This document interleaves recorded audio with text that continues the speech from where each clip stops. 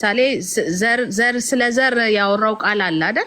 በተለያየ ቦታ ላይ ዘር ዘራል። ከዛም በኋላ በእሾክ ላይ የተዘራ አልበቀለም፣ በድንጋይ መካከል የተዘራው አልበቀለም። የበቀለው ቤት በጥሩ አፈር ባለበት ላይ ነው የበቀለው አይደል? ስለዚህ ዋና መሬቱ ይወስናል።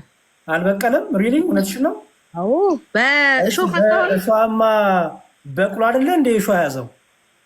አይ ስለ መጽሐፍ ቅዱስ ስለሚለው ነው የሚለው። በቅሎ እኮ ነው የሚለው፣ ሳይበቅል አይደለም እሾህ ያዘው የሚለው። እሾህ ነቀ የተባለው እኮ የበቀለው ነው። ንጥቀቱ የምትነጠቁት እናንተ ከዓለም ፍጻሜ ወይስ በኋላ? ከፍርድ ቀን በፊት ማለት ነው። በጣም አሪፍ። ከፍርድ ቀን በፊት ስትነጠቁ አንድ ቀን ከፍርድ ቀን በፊት ስትነጠቁ የጥፋት ልጅ የጥፋት ሰው ከመገለጡ በፊት ወይስ በኋላ? ከመገለጡ በፊት ማለት ነው የምትነጠቁት። ኑ በብርሃኑ ተመላለሱ ተመላለሱ፣ ኑ በብርሃኑ ተመላለሱ። ሞታል፣ ለኦልጅሱ ሞታል፣ ለፍቅር ሲዝም ሞታል፣ ለሁሉ ሞታል ክርስቶስ። ኦኬ አሁን ከዚህ በኋላ የዘላለም ሕይወት ይገኘው እንዴት ነው ሲባል ያንን አምኑ ተቀበሉ። ኦኬ ያን አምኑ ለመቀበል ምን ያስፈልጋል? ነፃ ፈቃድ ወይስ ግዴታ? ሪና ነፃ ፈቃድ። ነፃ ፈቃድ ነው እንጂ የሚያስፈልገው አስቀድሞ መረጥ አይደለም። በመጽሐፍ ቅዱስ አስቀድሞ መረጠን አስቀድሞ ወሰነን ሲባል የሆነ ግሩፕ ብቻ ወሰነ ማለት ነው አይደለም። እንደዛ ከሆነማ ምኑን እግዚአብሔር ሆነ? ምኑን ፍትሃዊ ሆነ አይደል? የተመረጡ አሁን ለምሳሌ ያልተመረጡ ሰዎች እኮ ምን ሊሆኑ ነው? ምን ለምሳሌ ያልተመረጡ ሰዎች ፋይናሊ ምናቸው ህይወታቸው ምንድን ነው? ሲኦል ነው አይደል? ማነው ተጠያቂ? ፈጣሪ ነው። ታዲያ እንደሱ ያስኬዳል? አያስኬድም። ፈጣሪ ራሱ እንዳይድኑ አድርጎ መርጦ፣ ፈጣሪ ራሱ ከማይድኑት ወገን አድርጎ፣ ፈጣሪ ራሱ እነሱን ሳይሞትላቸው ለሌሎቹ ሞቶ እነሱን ትቷቸው ከዛ በኋላ በዳግም ምጽአት ላይ ዓለም ፍርድ ቀን ላይ ሲኦል ግቡ ምን ባረጉ እንዴ? አይሽ ምክንያት የለም ነፃ ፍቃድ ስላለን ማለት ነው። ስለዚህ እኛ ይሄ ሊሚትድ አቶንመንት ክርስቶስ የሞተው ለተወሰነ ግሩፖች ብቻ ነው የሚለውን አንደኛው የፕሮቴስታንት ክንፍ ያለውን ትምህርት እኛ ፐርሰናል አንቀበልም። ግን ክርስቶስ ሁሉን ያውቃል። ክርስቶስ ሁሉ እግዚአብሔር ከእሱ የተሰወረ አንዳች ነገር የለም። ኦኬ ለምሳሌ ሜላ መሰለሽ እዚህ እንደ መጽሐፍ ቅዱስ ስለውታለሽ ብዙ ጊዜ ለፕሪዴስቲኔሽን ይጠቅሱታል። በተለይ ሙስሊሞች ጋር ስንወያይ ይህ ጥቅስ ይጠቀሳል። አንዳንድም የካልቪኒስቶች ፕሮቴስታንት ካልቪኖች ሲጠቅሱ ሰምቻለሁ ይሄንንም እና እስቲ አንቺ ደግሞ እንዴት እንደምትረጁ ትነግኛለሽ። እሺ ፐርፌክት። ይሄ እንዲሁም አይ ቲንክ በደንብ ብዙ መለስልሻል ብዬ አስባለሁ። እሺ አንዴ መጽሐፍ ቅዱስ ይዘሻል? አጠገቤ አለ። እሺ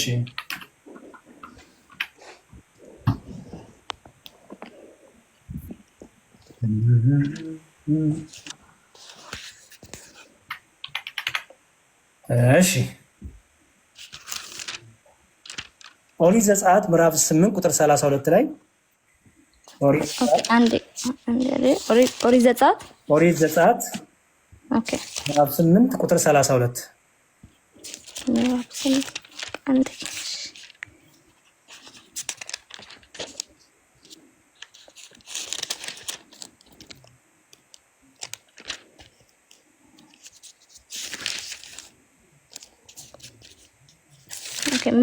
ቁጥር 38 ምዕራፍ 8 ቁጥር 32 እስታም ይልም ይላል።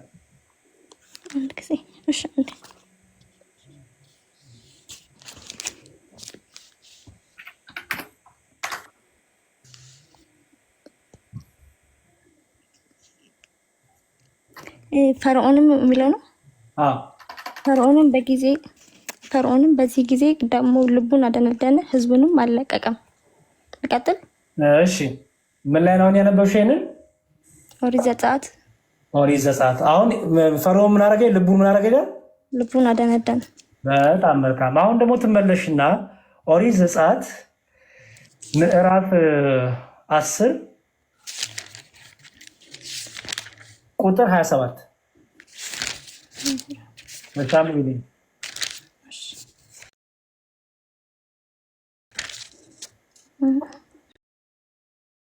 ምዕራፍ 10 ቁጥር ስንት? 27 ምን ይላል? ያሰጣጣንሽ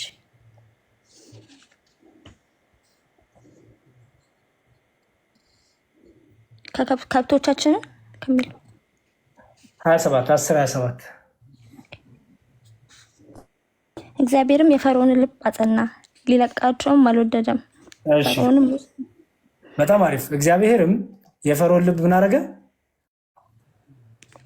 አጸና፣ ሊለቃቸው ምን አለም? አልወደደም አይደለም የሚለው? አልወደደም። በጣም ጥሩ። ፈርዖን ልቡን ለማጽናቱ ተጠያቂ ማን ነው ብትባይ መልስሽ ምንድን ነው?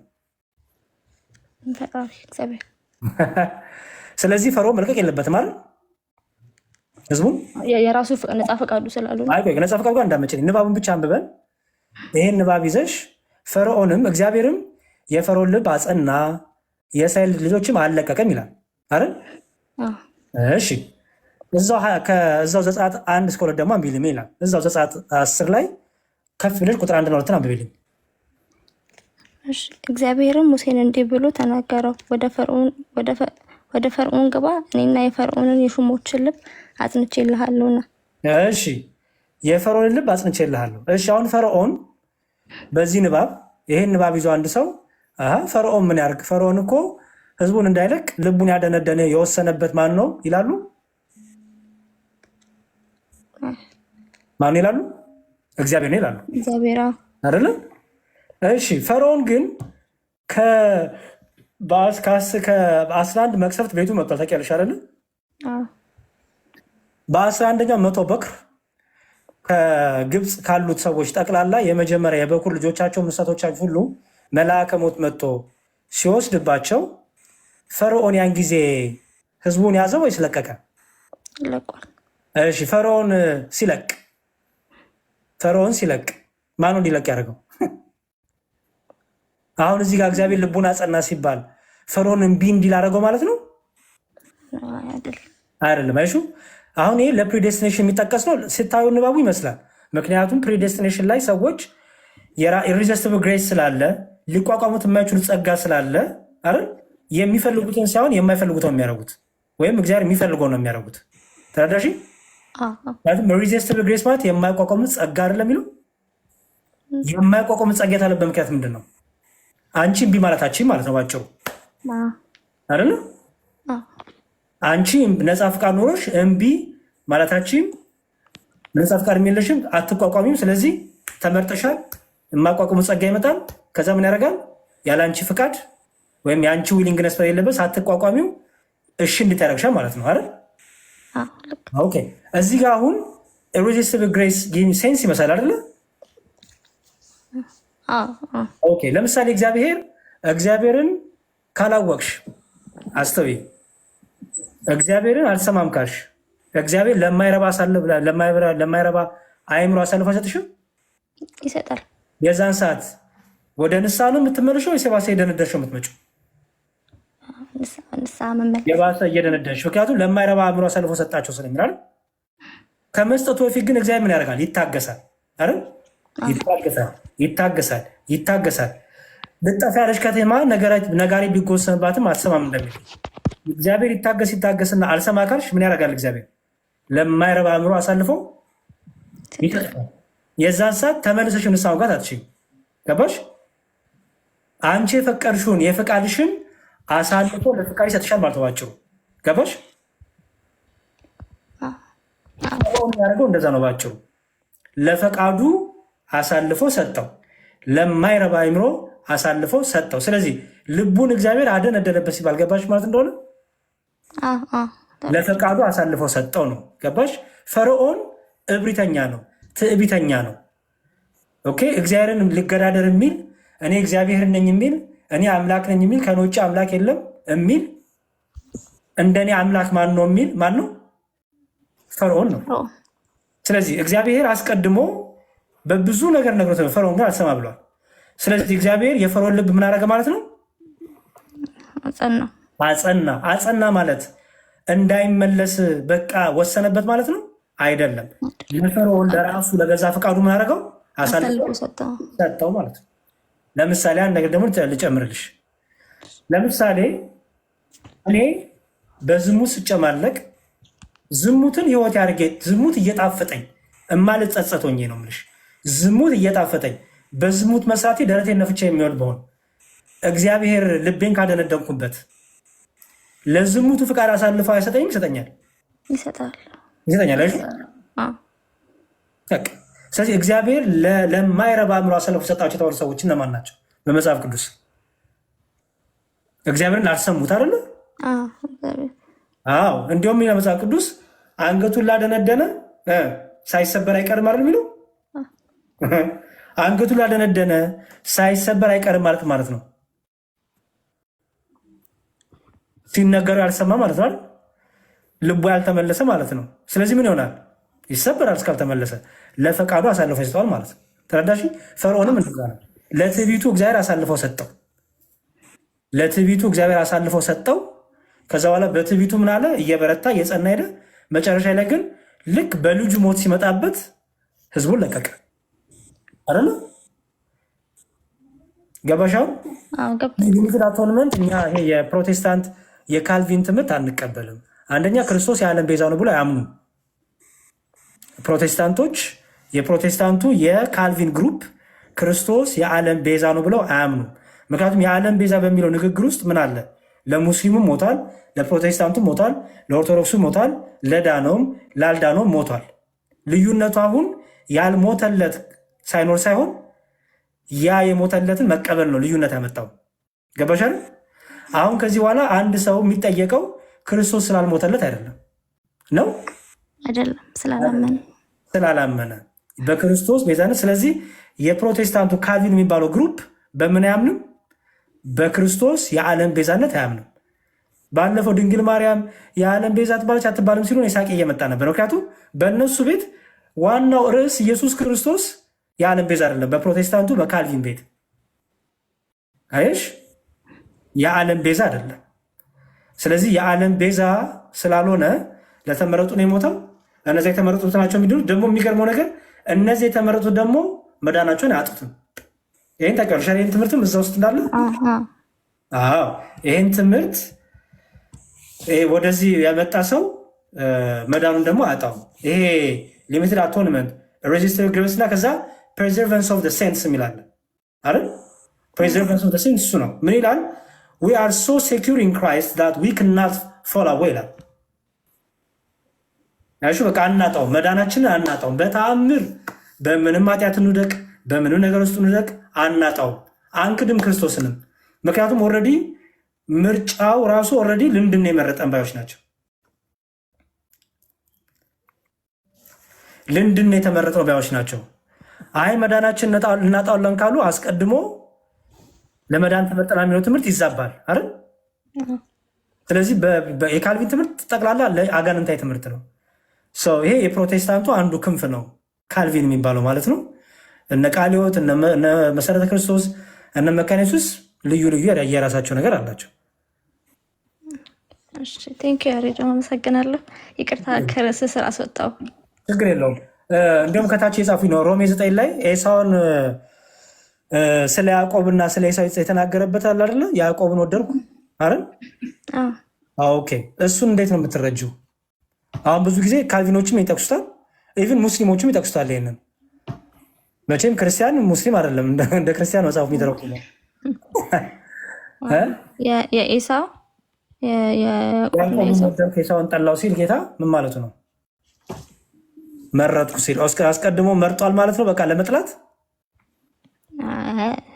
አስቀድሞ እንኳን ሲጀመር እግዚአብሔር ባህሪው እንደዚህ ነው።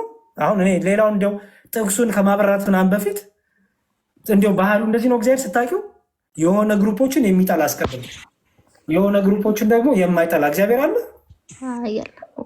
አንድ ነው እኩል ለሁሉ። ከባህሪው ስትነሽ አባታችን ታዲያ ለምን እንለዋለን? አባታችን እኮ ፍቅሩ ነው አይደል? ከፍቅሩ የተነሳ አምላክ ነው። አባታችን እኮ ያልንበት እኮ ከኛ ጋር ያለው ሪሌሽን እኮ ነው፣ አባትነቱን ነው፣ ርኅራኄውን ነው፣ ምህረቱን ነው እኮ የሚያሳይሽ የፍቅር አባት መሆኑ አይደል? ስለዚህ እግዚአብሔር በባህሪው ራሱ ጭንቅላት ሲያስበው የሆነን ግሩፕ የሚመርጥ የሆነን ግሩፕ የሚጠላ የሆነን ግሩፕ ለእሳት የሚያዘጋጅ የሆነን ግሩፕ ለዘላለም ሕይወት የሚያዘጋጅ አምላክ ነው በባህሪው አይደለም። ይሄ የፕሮቴስታንቱ የካልቪን ትምህርት ነው። እሱ ላይ በደንብ ሪሰርች ስንስሪና መልሱን ካገኘች ትነገኛለሽ። እግዚአብሔር ያዕቆብን መረጥኩ ኤሳውን ጠላው ሲል አስቀድሞ በቃ ኤሳውን በመጥላት ወስኖታል፣ ያዕቆብ እንደው በመውደድ ወስኖታል ማለት ነው ወይስ ምንድን ነው የሚለውን ሮሜን በደንብ አጥኒና ከዛ በኋላ እንደማማራለን በሌላ ቀን። እሺ ፎሎ አድርጌሻለሁ ይላል። እሺ አመሰግናለሁ። በርቺ እግዚአብሔር ታንቺ ጋር ነው። አሜን። እሺ ስለ መጥቆራ ስለ አተላፍርና ስለ ፍርፋሪ ንገረን ይላል ሩትዬ የኔ እናት ወይም ወንድሜ። ተናድሃል ማለት ነው። በጣም ተናድሻው ተናድሃል ማለት ነው። ለምን ሰው በዚህ ሰዓት ፒጃማ ለብሶ ለምን ይናደዳል? አሁን ማታ ነው እርግጠኛ ነኝ። ፒጃማ ለብሰሽ ትናደጃለሽ ወይ? ፒጃማ ስትናዳለ አትናደዱ። ይሄ የፕሮቴስታንቱ የካልቪን ትምህርት ነው። ምንም ብትቀባቡት የምንሸሸው ነገር አይደለም። እንዲያው ስለ ፍርፋሪ ከማውራታችን በፊት ክርስቶስ የዓለም ቤዛ ነው ወይስ አይደለም የሚለው ለምን አናወራም? ለምን ትናዳላችሁ? እንደኔ ፒጃማ ለብሰ ፈታ ብላ አትቀመጥም? ትበሳጫላችሁ፣ ታዝኑኛላችሁ። ሰው ፒጃማ ለብሶ አይበሳጭም። ሰው ፒጃማ ለብሶ አይናደድም። እውነቴን ነው የምላችሁ። ይስቃል፣ ይጫወታል፣ ሀሳቡ ሼር ያደርጋል እንጂ አይናደድም። እሺ ይኸው ነው እንግዲህ። ጴንጤዎች ካላችሁ አንጎ ጻፉና ግቡ። እንዲሁም ከፕሮቴስታንቶች ጋር ክርስቶስ የዓለም ቤዛ ነው ወይስ አይደለም የሚለው መናገር አለብኝ። እንዲሁም ዛሬ ርዕሴ እሱ ነው። እንዲሁም ርዕሴ እሱ ነው። ባይዘወይ ክርስቶስ የዓለም ቤዛ ነው ወይስ አይደለም? ምክንያቱም የእናንተው ጴንጤ የሆኑ ካልቪኖች ክርስቶስ የዓለም ቤዛ አይደለም ብሎ ያምናሉ። መድኃኔዓለም አይባልም ብሎ ያምናሉ። ስለዚህ ክርስቶስ የዓለም ቤዛ ነው ወይስ አይደለም? ግቡና አስረዱኝ። ክርስቶስ የዓለም ቤዛ ነው ወይስ አይደለም? ሰላም፣ እንዴት አመሸ? እግዚአብሔር ይመስገን ሰላም ነው። እግዚአብሔር ይመስገን። በመጀመሪያ ይቅርታ ልጠይቅ። ችግር የለውም። ማን ልበል? እኔ ቪቸንዞ። እኔ ፕሮቴስታንት አይደለሁም። የገባሁትኝ ሁሌ ስፈልግ ስለነበረ እና አንድ አካባቢ ስለምንኖር ብዙ ጥያቄዎች ላንተ አሉኝ። መጽሐፍት ምናምን ብዋስ ደስ ይለኛል እና ቴክስት ባረግልን ቁጥሬን የሆነ ጊዜ ላይ ተገናኝተን እንትን ላይ ብናወራ ደስ ይለኛል። እሺ ፎሎ አድርጌያለሁ። ቁጥርን አስቀምጥልኝና እደውልልሃለሁ። መልካም፣ ቁጥሬን አሁን አስቀምጥላለሁ። እግዚአብሔር ይስጥልኝ። አሜን አሜን።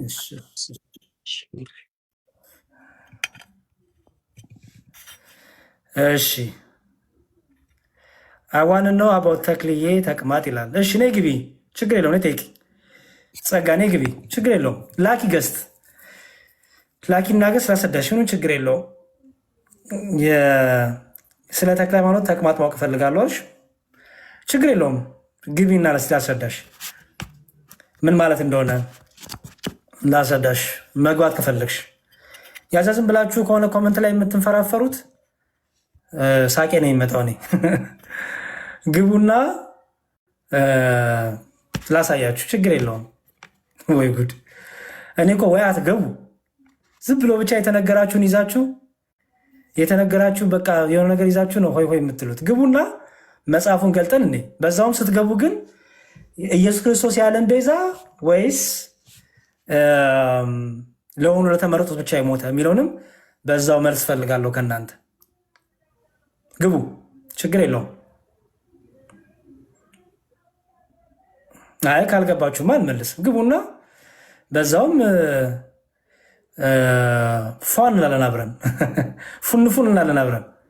ግቡና ክርስቶስ የዓለም ቤዛ ወይስ ለተመረጡት ብቻ የሞተ አስቀድሞ በገሃነም የሚጥላቸውን የወሰነ ወይስ ሌላ? እና እስቲ ግቡ። ካልሆነ ዝም ብላችሁ ኮመንት ላይ የምጽፉ ከሆነ ምን ጥቅም አለው? እህቶቼና ወንድሞች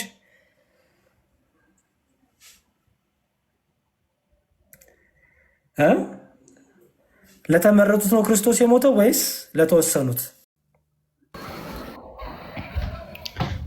ሄሎ እሺ ሰላም አለን። አትዘንከኝ። በእውቀት አንዴ ቆይ ስሚኝ፣ በጣም አንዴ ስሚኝ ፕሊዝ። ያስገባሽ እኮ ላውራሽ አይደል? አዎ። ስለዚህ በእውቀት ታውሪኛለሽ ብዬ አስባለሁ። ሆፎይ ሳትጮሂ ጠይቄክ ነው አልኩህ። አንዴ ስሚኝ እሺ። ምን ታደርጊ መሰለሽ? ቪዲዮሽን ትከፍቺና ጥያቄሽን አሳይኝና አይ ቲንክ ስለ ተክለ ሃይማኖት ተቋት አስረዳኝ ነሽ አይደል? ስለ አተላ፣ ስለ ፍርፋሪ፣ ስለ ታቦት፣ ስለ ቤዛ፣ ስለ ክርስቶስ ሰምራ። ኧረ ሩት ቪዲዮ አልከፍትም። ለምንድን ነው የምከፍተው? ልታስደግም ነው? ሳይሰራ ኖ ጥያቄ ነው። መጽሐፉ ቆይ ሩት አለ የለም? ትልቅ ሰው እናውራ እሺ። አለ የለም? መልስም። አይ በቃ ስታድጊ ነይ አደግ ስቲ ነይ አደግ ስቲ ብስል ስቲ ነይ ያለው 4 ዓመት ሆነኝ ቲክቶክ ላይ ሆፕፉሊ ከዚህ በኋላ እቆያለሁ ብያለሁ። ስለዚህ ልክ ስትበሲ ስታድጊ ነይና እናወራለን። እሺ ሩትዬ በርቺ። እስከዛ ለማደግ ለአእምሮ እድገት ለሰውን እድገት የሚመቹሽን ቫይታሚኖችን ውሰጂ። በጣም አሪፍ ነው እሱ። እሺ በእውቀት የምታወሩ ግቡ። አይደው ችግር የለውም። በእውቀት የምታወሩ ይሄ ነው የምትሉ ሰዎች ለሲ ግቡ። ዝም ብሎ የተነገራችሁን ይዛችሁ ሳይሆን ረጋ ብላችሁ ይሄ በዚህ ነው ይሄ በዚህ ነው ብላችሁ አስረዱኝ። ጥያቄ ጠይቃሽ ችግር የለውም ደስ ይለኛል። ግን ቅድም ሩትን ሳይሆን አይ ቲንክ ከሷ በፊት ያለችዋል ልጅ ስታወሩ አንድ ማለት ስለ ሮሜ ላይ ለማይረባ አእምሮ አሳልፎ ሰጣቸው የሚለውን አንተ ላመኑት ነው ብለህ ሚሳ እንትን አድርገሃልና ላመኑት ያው እግዚአብሔር በኃጢአት ለሚመላለሱ እግዚአብሔር ለማይረባ አእምሮ አሳልፎ ይሰጣቸዋል አልከው ማለት ነው።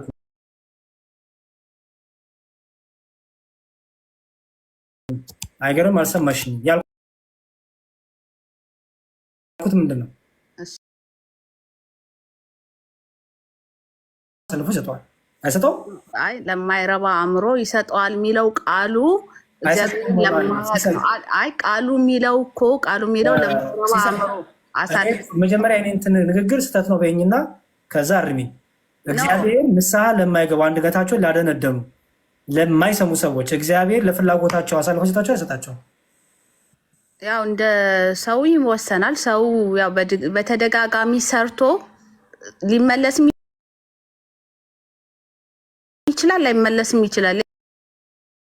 ያ በሰውየው አልሰማሽኝም ሲሳይ? እኔ ያልኩት አንገታቸውን ያደነደኑ እንዲመለሱ እግዚአብሔር መንፈስ ቅዱስ ልባቸውን እየመከረ እየነገራቸው በመምህራኑ በተለያዩ ነገሮች እየነገራቸው አልመለስም ብሎ ልባቸው ላደነደኑ ሰዎች እግዚአብሔር ለፍቃዳቸው አሳልፎ ይሰጣል ወይስ አይሰጥም ነው ጥያቄ።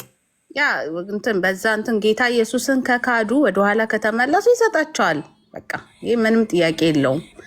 ግን ቃሉ ያ ስፔሲፊካሊ ለማይረባ አእምሮ አሳልፎ ይሰጣቸዋል ሮሜ 1 ላይ የሚለው ቃሉ እግዚአብሔርን ለማወቅ ላልፈለጉ ሰዎች ነው። እግዚአብሔር እንደ እግዚአብሔርነቱ ለመቀበልና ለማመን ላልፈለጉ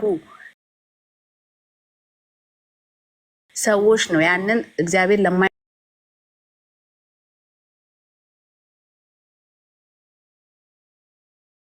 አእምሮ የሚሰጣቸው እንጂ ላመኑ ሰዎች አይደለም አይልም።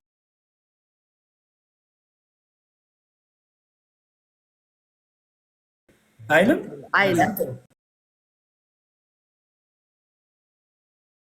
እሺ መልካም። ያላመኑ ሰዎች እግዚአብሔር ለማይረባ አሳልፎ ከሰጣቸው ምኑን ታዲያ ንስሐ እንዲገቡ ረዳቸው እግዚአብሔር? ኖ ንስሐ እኮ መጀመሪያ በኢየሱስ ክርስቶስ እንትን አምኖ ነው ንስሐ የሚገባው አይደል? ድነት እኮ ጥያቄ ወደ ማመን የመጡ ሰዎች የእግዚአብሔር እርዳታ ከሌለ፣ የመንፈስ ቅዱስ ቸርነቱ ከሌለ፣ የሚያግዛቸው መንፈስ ቅዱስ ከሌለ፣ አሁን መንፈስ ቅዱስን ያታላሉ መንፈስ ቅዱስን አይሰውም እንዳንል ወደ ማመን አልመጡም አይደል? ሲሳይ በጣም ጥሩ። እነዚህ ሰዎች እግዚአብሔር ሳይረዳቸው ቀርቶ እንዳይረዳቸው ካረጋቸው ለአእምሯቸው ለልቦናቸው አእምሮ አሳልፎ ከሰጣቸው ምን ረዳቸው? መጀመሪያ እኮ የሚረዱት በኢየሱስ ክርስቶስ ሲያምኑ ነው። ካመኑ በኋላ መንፈስ ቅዱስም እግዚአብሔር የሚረዳቸው። እግዚአብሔርን ክርስቶስን እንዲያምኑ አይረዱም እንዴ? አይ ሰው መጀመሪያ ያን የምንሰራው እኛ እኮ ነን። እኔ እናንተ ለምሳሌ ወንጌልን የተቀበልን ሰዎች ስለ ኢየሱስ እንሰብካለን። ሐዋርያቶቹ ወንጌልን ስበኩ እኮ ያለው እግዚአብሔር ስለማይረዳ አይደለም፣ ወንጌል እንዲሰሙ ነው። ከዘርን ስለ ዘርም ይናገራል። አንተ ግን ጠይቀሽ አሁን በማስረጃ እናውራ። እነሆ በደጅ ቆሜ በርን አንኳኳለሁ፣ ማንም ቢከፍትልኝ ወደ እርሱ እገባለሁ ይላል አይደል? የማን በር ነው የሚንኳኳው? እኮ የሰው በር ነው። ያንን በቃ ያመኑ ያላመኑ ኖ ያላ እኮ ቃሉ ነው። አሁን እኮ ስለ ቃሉ አልጠየኩሽም። የሚንኳኳ በር ልብ የማን ነው? የሰው ያላመነ ሰው ነው። ግን በጣም ጎበዝ። ለምንድን ነው የምታንኳኳው? ኢየሱስ መጥቶ እኮ አያንኳኳም። ኦኬ ክርስቶስ መጥቶ በሩን ሲያንኳኳ ይሄ የሚከፍተው ነፃ ፍቃድ አለው አለው። ነፃ ፍቃዱን ተጠቅሞ በሩን ይከፍታል አይደል? ያ ነፃ ፍቃዱን ግን እንዲያስተውለው እንዲጠቀመው መንፈስ ቅዱስ ያግዘዋል አያግዘውም? አያግዘውም። ኧረ ተይ። ምክንያቱም መንፈስ ቅዱስ እኮ የሚሰጠው ሲጀመር ወንጌልን ጌታ ኢየሱስን ከተቀበልክ በኋላ ነው። እንደዛ ካልሆነ ታዲያ ለምንድን ነው ሰው ሁሉ ያልተቀበለው? በጣም ጥሩ እሺ። ስለዚህ አንድ ሰው እያልሽ ነበር። አሁን በመረጃ ልናወራ ነው። አሁን በመረጃ ትኛለሽ። እስቲ ሰዎች ሲያምኑ የእግዚአብሔር መንፈስ ቅዱስ ሳያግዛቸው ነው ያመኑት። በራሳቸው ችሎታ፣ በራሳቸው ኃይል፣ በራሳቸው ብርታት ነው የዳኑት። መንፈስ ቅዱስ ሳያግዛቸው አይደል የምታምኑ? ኖ ልንገርህ። አሁን አንተ ቅድም እኔ ይህንን ሀሳብ ያነሳውልህ ቅድም ያ የማይረባ አእምሮ ይሰጣቸዋል። አይ ሁለት አንደበትማ እንዳትሆኑ። አሁን አንድ ነገር አስረግጠን እንለፍ። ሰዎች ወደ መዳን ሲመጡ መንፈስ ቅዱስ ያግዛቸዋል አያግዛቸውም? ያው የልባቸው ሁኔታ ነው የሚወስነው። ለምሳሌ ስለ ዘር ያወራው ቃል አለ አይደል? በተለያየ ቦታ ላይ ዘር ዘራል። ከዛም በኋላ በእሾክ ላይ የተዘራ አልበቀለም፣ በድንጋይ መካከል የተዘራው አልበቀለም። የበቀለው ቤት በጥሩ አፈር ባለበት ላይ ነው የበቀለው አይደል? ስለዚህ ዋና መሬቱ ይወስናል። አልበቀለም። ሪሊ እውነትሽ ነው? አዎ በእሾክ አካባቢ እሾሃማ በቅሎ አይደለ እንደ እሾህ ያዘው? አይ ስለ መጽሐፍ ቅዱሱ ስለሚለው ነው የሚለው። በቅሎ እኮ ነው የሚለው፣ ሳይበቅል አይደለም እሾህ ያዘው የሚለው። እሾህ ነቀ የተባለው እኮ የበቀለው ነው። ያው ታትን ብሏል። ሰው ንገሪኝ፣ በቅሏል ግን ይልሻል። ሲሳይ ተረጋጊ እና ይኸውልሽ፣ ለእኔ መልስ ለመለስ ስለምቸኩኝ ነው የምትዩን በደንብ አስተያየት አለ። እነዚህ አራቱ መሬቶች ታሉት ይሄ መንገድ ዳር የወደቀው አራቱም በቅሏል። ባይዘው እሱን ታውቂያለሽ እንደበቀለ ያ ቅድም አልበቀሉም ብለሽ ነበር አረምሽው። ያው ማለት መብቀል ታዲያ በትክክለኛው እኮ ፍሬ ማፍራት የቻለው በትክክለኛው ቦታ ላይ የተዘራው ነው። ለምን በቀለ? የተዘራው ለምን በቀለ? አራቱም አብቅሏል። ለምን በቀሉ? እሱ ሌላ እንትን እኮ ነው። አሁን ሌላ እንትን ነው አይባልም። ፍችልኝ። ቅድም ምሳሌ አልበቀለም ብለሽ ነበር። አራቱም ኦልሬዲ በቀል ጀምረዋል። ለምን አራቱም በቀሉ? እሱ ምሳሌ ነው። ግን ዋናው ፍሬ ማፍራት በጥሩ ሲሳይ መልሼ ለምን አራቱም አበቀሉ? እንግዲህ ቦታውን ማየት እኮ ነው ለምን እንዳበቀሉ። እስኪ ጥቅሱን ታነቢያለሽ? አንተ ታውና አንተ አንብበው። እኔ መጽሐፍ ቅዱስ ያው አጠገብሽ እኮ ሰው አለ። የሆነ የባልሽውን የአባትሽ ድምፅ ይሰማል ወይ ወንድምሽ? እሱን አንብብልን። የሆነ ድምፅ ይሰማኛል። ኖ አይ ስልክ ስለሌለኝ ነው። ስልኬን ልጄ ስልኩን እያየች ቅዱስ ቤታችሁ የለም? እሺ ላውጣሽ። ላንብብልሽ፣ ችግር የለውም። እሺ አጠገብሽ አሉ። ስለምን አነብልሽም እኮ የለም መጽሐፍ ቅዱስ ሩቅ ቦታ ነው ያለው ብዬ ነው። እሺ ላንብብልሽ፣ ችግር የለውም። ሉቃስ ወንጌል ነው ሉቃስ ወንጌል ምዕራፍ 8 ላይ ነው ያለው። ኦኬ እንደውም ላዙርና አብረሽ ታነቢያለሽ። ኦኬ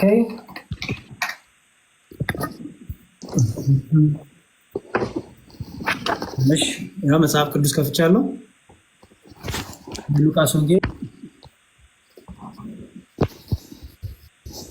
እሺ፣ ያው ሕዝቡም በተሰበሰበው ጊዜ ከከተማዎቹም ሁሉ ወደ እርሱ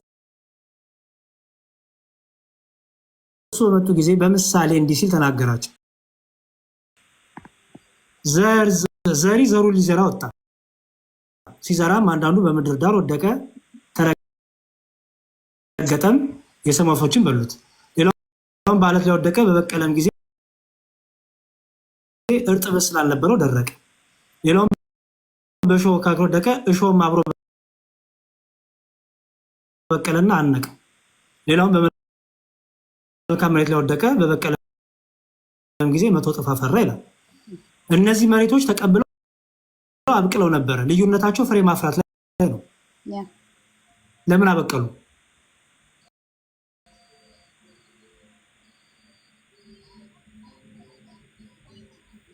እስኪ እንደገና አንብበው። እሺ የሉቃስ ወንጌል ምዕራፍ 8 ዘሪ ዘሩን ሊዘራ ወጣ። ሲዘራም አንዳንዱ በመንገድ ዳር ወደቀ፣ ተረገጠም፣ የሰማይ ወፎችም በሉት። ሌላውም በዓለት ላይ ወደቀ፣ በበቀለም ጊዜ እርጥበት ስላልነበረው ደረቀ። ሌላውም በእሾህ መካከል ወደቀ፣ እሾህም አብሮ በቀለና አነቀው። ሌላውም በመልካም መሬት ላይ ወደቀ፣ በበቀለም ጊዜ 100 እጥፍ አፈራ ይላል። የሚገርምሽ ነገር እንዲሁም ቃሉ ይፍታው ይፍታልሽ ራሱ ክርስቶስ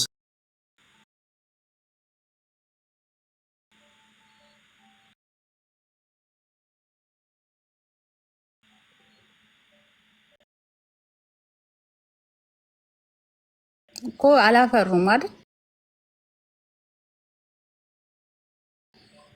ገና ሲሳይ ካላወቅሽ በቃ ወይ አጥንቼ ልምጣ አይደለማ አልከኝ እኮ እስካሁን ያለውን አላፈሩም አልክ አይደል? ምክንያታቸውን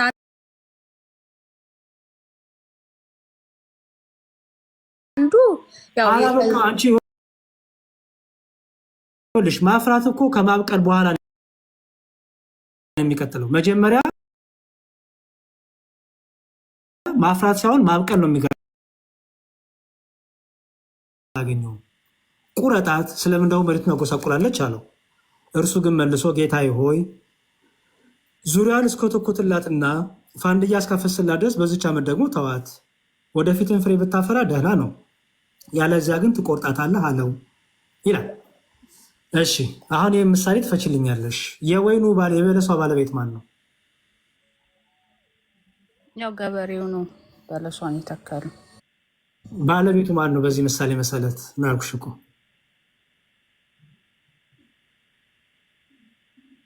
ክርስቶስ ነው። ሰራተኛ እግዚአብሔር አይደለ የበለሱ ባለቤት? መልካም። በለስ ደግሞ የተባለው ማን ነው? ፍሬ የሚጠበቅበት ማን ነው? ያው ሰው ነው። እኛ አይደል?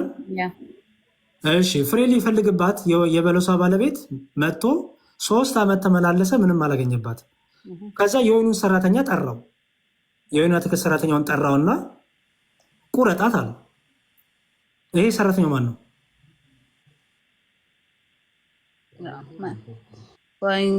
መንፈስ ቅዱስም ወንጌል የሚሰብክም ሰው ሊሆን ይችላል። ቁረጣት ተብሎ የሚታዘዘው መንፈስ ቅዱስ ነው እኮ። አይ እንደ ምሳሌ እኮ ነው እኮ ቁረጣት ተብሎ የሚታዘዘው። መቁረጥ ማለት ታውቂያለሽ ምን ሆነ አይደለ? መቁረጥ ማለት ከእንትኑ ላይ ራሱ ከግንዱ ላይ ራሱ ማላቀቅ ነው። ስለዚህ ቁረጣት እኔ የምለው ከጀርባሽ ያለው ሰው ለምን አይመልስም? ሀሳብሽ እኮ ተበታትኗል። አንቺ የወይን አትክልት ሰራተኛውንም ቁረጣት አለው። ከዛ በኋላ ቁረጣት ሲለው ምን አለ መሰለሽ? የወይን አትክልት ሰራተኛው ጌታዬ ሆይ ዙሪያውን እስከ ጠቁጥላትና ፋንድያ እስካፈስላት ድረስ በዚች ዓመት ደግሞ ተዋት አለው። ይሄ የወይን አትክልት ሰራተኛ የወይኑን ባለቤት እግዚአብሔርን ተዋት ብሎ የለመነው ማን ነው? አይ ማን ነው ንገረኝ እስኪ። ማለት አንቺ ንገረኝ። ይሄ እኮ ለአንቺ ያመጣው ጥያቄ ነው እኮ። የወይኑ ባለቤት እግዚአብሔር ነው። ስለዚህ የወይኑ አትክልተኛው ሰራተኛው ማን ነው? እስኪ ንገረኝ አንተ። ይሄ እኮ ለአንቺ ያመጣው ጥያቄ ነው እህቴ። አይ አንተ መልሰው እስኪ። እኔ ማን መልሰውም እየጠየኩሽ ነው። አንቺን ካልሆነ ጠይቀሽ ፓስተርሽን ጠይቀሽ ትነግሪኛለሽ። በይላቀ ማን ይመስልሻል? ወይስ ይህን ክፍል አንበብሽታ አታውቂም?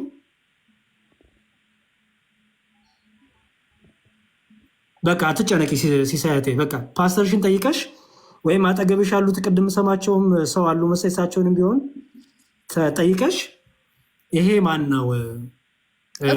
አይ ምን ልትል ነው? እኔ ምንም አይደለም። አንቺ መልስሽን ለመስማት ነው። በቃ ምንም አይደለም። ምን አቆምኩ። ምክንያቱም አንቺ እንድትመልሽኝ ፈልጌ ነበረ ከተማርሽ ይሄን ክፍል። እኔ ምን ልል ነው አይደለም እንኳን የሚያስጨንቀው። አንቺ ምን ብለሽ የምትፈቸው ይሄንን ነው። እሺ ንገረኛ ልስማ። አይ እኔ አልነግርሽም። በቃ ጠይቀሽ ነይና ከዚያው በሌላ ቀን ቤቴን ስከፍት መልሱን አግኝቻለሁ በይኝ። የዛን ሰዓት የኔን መልስ የአንቺን መልስ ሼር እናደርጋለን። እሺ እኔ ለሚያስ ለጠይቀሽ። አሁን ደግሞ አንቺ ጠይቂኝ። በተለይ ችግር የለውም። እንደኔ ጥቅስ ሰተሽ ጠይቂኝ ፕሊዝ። ኦኬ ማለት ጥቅስ ሰተሽ መጽሐፍ ቅዱስ ጥቅስ እንዳይሰተሽን ጠይቂኝ። አይ አይደለም። እኔ አሁን እኔ በማምነው ዙሪያ አይደል እየጠየቀኝ ያለው። እኔ መጽሐፍ ቅዱስ ጥቅስ ሰተሽ ጠይቂኝ። እኔ እንድጠይቁሽ ሪፈር ለማድረግ እንዲመች ለጥያቄው ለመልሱም ሰውም እንዲጠቀም እኔ እሰጣለሁ ብዙ የመጽሐፍ ቅዱስ ጥቅስ። በቃ አንድ ጥያቄ ከብዙ አንዱን ሰተሽ ጠይቂ። እሺ ስለ ሊቀ ካህን ወይንም ስለ ቤዛ ነው ጠይቀና ያው እንደ መጽሐፍ ቅዱስ ያው ቤዛነትን ያገኘው ወይንም ቤዛ አንድ ሰው ሊሆን የሚችለው ብዙ ደም ማፍሰስ አለበት። ይህ ስርዓት ደግሞ የፈጸመው እንደ መጽሐፍ ቅዱስ ክርስቶስ ነው እና እናንተ ደግሞ ከምን አንጻር ነው ማርያምን ቤዛ ነች? ምክንያቱም እንደ አዲስ ኪዳን አሁን ብሉ ኪዳን ምናምን እንትና ተብላ እንድትለኝ ሳይሆን ያው እንደ አዲስ ኪዳን ቤዛ ምትክ ሊሆን የሚችለው በእኔ ቦታ ሆኖ ስለ እኔ የሚከፈለውን ነገር የከፈለ ነው። ከዛም አንጻር መጽሐፍ ቅዱስ ብዙ ጥቅሶች አሉ። ዕብራውያን አለ፣ ሌላም ቦታ ቤዛነትን ያገኘው ነው በኢየሱስ ክርስቶስ እንደሆነ ይናገራል። እና ከምን አንጻር ነው? እና ከመጽሐፍ ቅዱስ ማርያም ቤዛ የተባለችውን አንድ ጥቅስ ጠቅሰ ንገረኝ። እሺ፣ በመጀመሪያ ቤዛ ማለት በአጭሩ ግዕዝ ነው። እህታለም ግዕዝ ስለሆነ በመጽሐፍ ቅዱስ ላይ ቤዛ የሚለው ትርጉም በአማርኛ ተርጎም ታገኘዋለች። ቃል በቃል ቤዛ ተብሎ ተቀምጦ ታገኛለች። ስለዚህ መጀመሪያ ቤዛ የሚለውን ትርጉም ማወቅ አለብሽ። ቤዛ ማለት ለምሳሌ ኦኬ ኢየሱስ ክርስቶስ አምላክ ነው አይደለ? ሲሳይ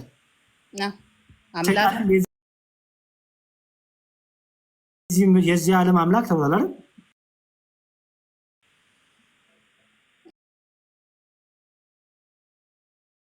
አይ በኢየሱስ እንትን አይደለም የተባለው። እኔ እሱን እንኳን አልጠየኩሽም። እኔ ስለ ስም የጠየኩሽ አምላክ የሚለውን ስያሜ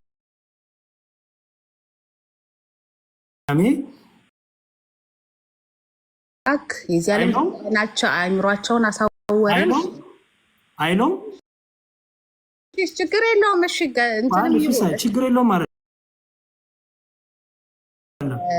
ለምሳሌ ሰይጣን አረጋ ዳመትሽን ፕሊዝ። እሺ ይቅርታ። እሺ ለምሳሌ አማልክት ተብለዋል አይደለ? በእግዚአብሔር ያመኑት እሺ እነሱ አማልክት ሲባሉ ወይም አማልክት ማለት ለብዙ ነው አይደለ?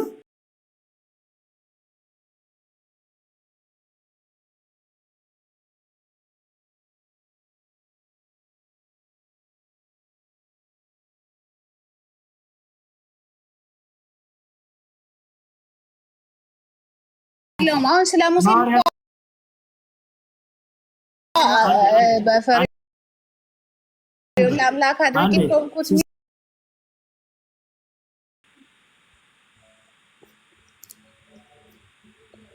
ኦኬ 5:35 ነው ያልከኝ? አዎ 7:35 ሶሪ በጣም ችግር የለውም።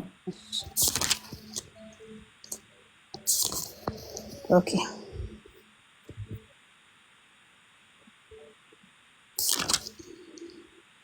እሺ እንዲህ ይላል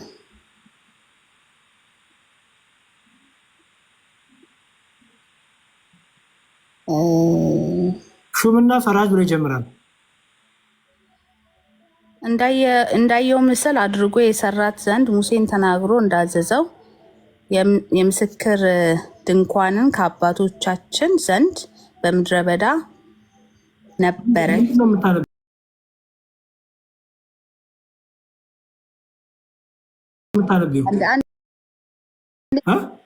መደበኛ ትርጉም ነው። ኦኬ ወይኔ ላንብብልሻ። እኔ እኮ ኮንፊውዝ አደረግሽኝ። እሺ ወልሽ እዚህ ጋር እኮ አለልሽ። ኦኬ እንዲህ ይላል ቁጥር 36 ላይ ቁጥር 35 ይኸው ቁጥር 35 ሹምና ፈራጅ እንድትሆን የሾመ ማን ነው ብለው የካዱትን ይህን ሙሴን በቁጥቋጦ በታየው በመልአኩ እጅ እግዚአብሔር ሹምና ቤዛ አድርጎ ላከው ይላል። እሺ ሙሴ ቤዛ አድርጎ ተላከ ተባለ ከእግዚአብሔር ዘንድ። ሙሴ ቤዛ ሆነ ሲባል ማለት ነው በቃ በእነሱ ምትክ ለእስራኤል ምትክ አድርጎ ላከ ማለት ነው። ሙሴ ተሰቀለ፣ ሙሴ ደሙን አፈሰሰ ማለት ነው ወይ አይደል? እኔ እኮ ችግር ያሁን ወይ ምን እሺ ፕሊዝ የቤዛን ትርጉም እያየን ነው ገና። እሺ ቤዛ ማለት ትርጉሙ ለክርስቶስ ሲነገርና ለሰዎች ሲነገር የተለያየ እንደሆነ እንድታውቂው የመጀመሪያው ሀሳብ። እኔ እኮ ችግር የለውም አውቃለሁ። እኔ ችግር ቤዛ ማለት ትርጉሙ ንገረኝ። ቤዛ ትርጉሙ ማለት ነው በቃ ምትክ አልከኝ እኮ ቅድም። እኔ አይደለሁም ያልኩሽ። በመጽሐፍ ቅዱስ ቤዛ ማለት ማለት ነው ትርጉሙ ምትክ። ሌላስ? ማለት አዳኝ። ሌላስ? ሌላ ምንድን ነው? በሰው ቦታ ሆኖ በቃ እንደ ሰው የሚሾም ማለት ነው። መስዋዕት ሊሆን ይችላል። እሺ ክርስቶስ ቤዛ ሲባልና ሰዎች ቤዛ ሲባሉ አንድ ነው? ይለያያል። ግን ስለተጻፉ አሁን እኮ እያልኩ ያለሁት መጽሐፍ አይጠበቅበትም። መሰለሽ ቆይ ልንገርሽ ሲሳይ ታገኘው ታዲያ ነው ስለ ሙሴ ቤዛነት እኔ ኧረ ሲሳይ እሺ እኔንም አስወራኝ። እሺ ያ አዲ ያደመጥሽ አይደለማ። ይኸውልሽ ለምሳሌ ስላሴ በስም በአካል በግብር ሶስት ያለሽ አይደል? መች መጽሐፍ ቅዱስ ትምህርት አለ እንደዛ የሚል? አዎ አለ። ስለ ስላሴ፣ ስለ አብ፣ ስለ ወልድ፣ ስለ እግዚአብሔር አብ የጠየኩሽ እኔ በስም በአካል በግብር ሶስት። ለምን ሌላ ቦታ አለ እኮ አንተም ታውቃለህ። እኔ አላውቅም። በስም በአካል በግብር የሚል ስም ስጭኝ። ስለ አብ ስለ እንደ አንዱ ያለ ወልድ ገለጠው እያለ እኮ ስለ ኢየሱስ እሱን አይደለም የጠየኩሽ እኔ ስለ ስላሴ የግብር ሶስትነት በስም በአካል በግብር የሚለውን ስጭኝ በመጽሐፍ ቅዱስ ተጠቅሶ። ስማኝ እኔ አንድ ነገር ልንገርህ አይደል? ያ ትምህርት አለ መመጽሐፍ የት አለ? ስጭኝ በቃል ቃል በቃል ትምህርቱ አለ አትበይኝ። ቃል በቃል ኦኬ፣ ቃል በቃል በቃል የለም።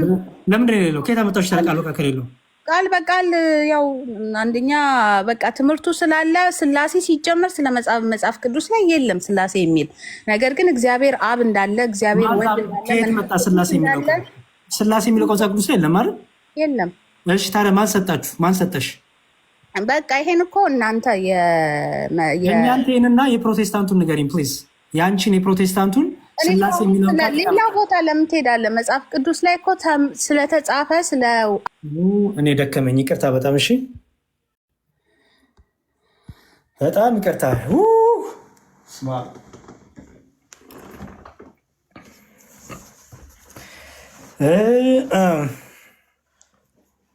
እሺ ሌላ ሰው ካለ ይግባ። ኦ ማይ ጋድ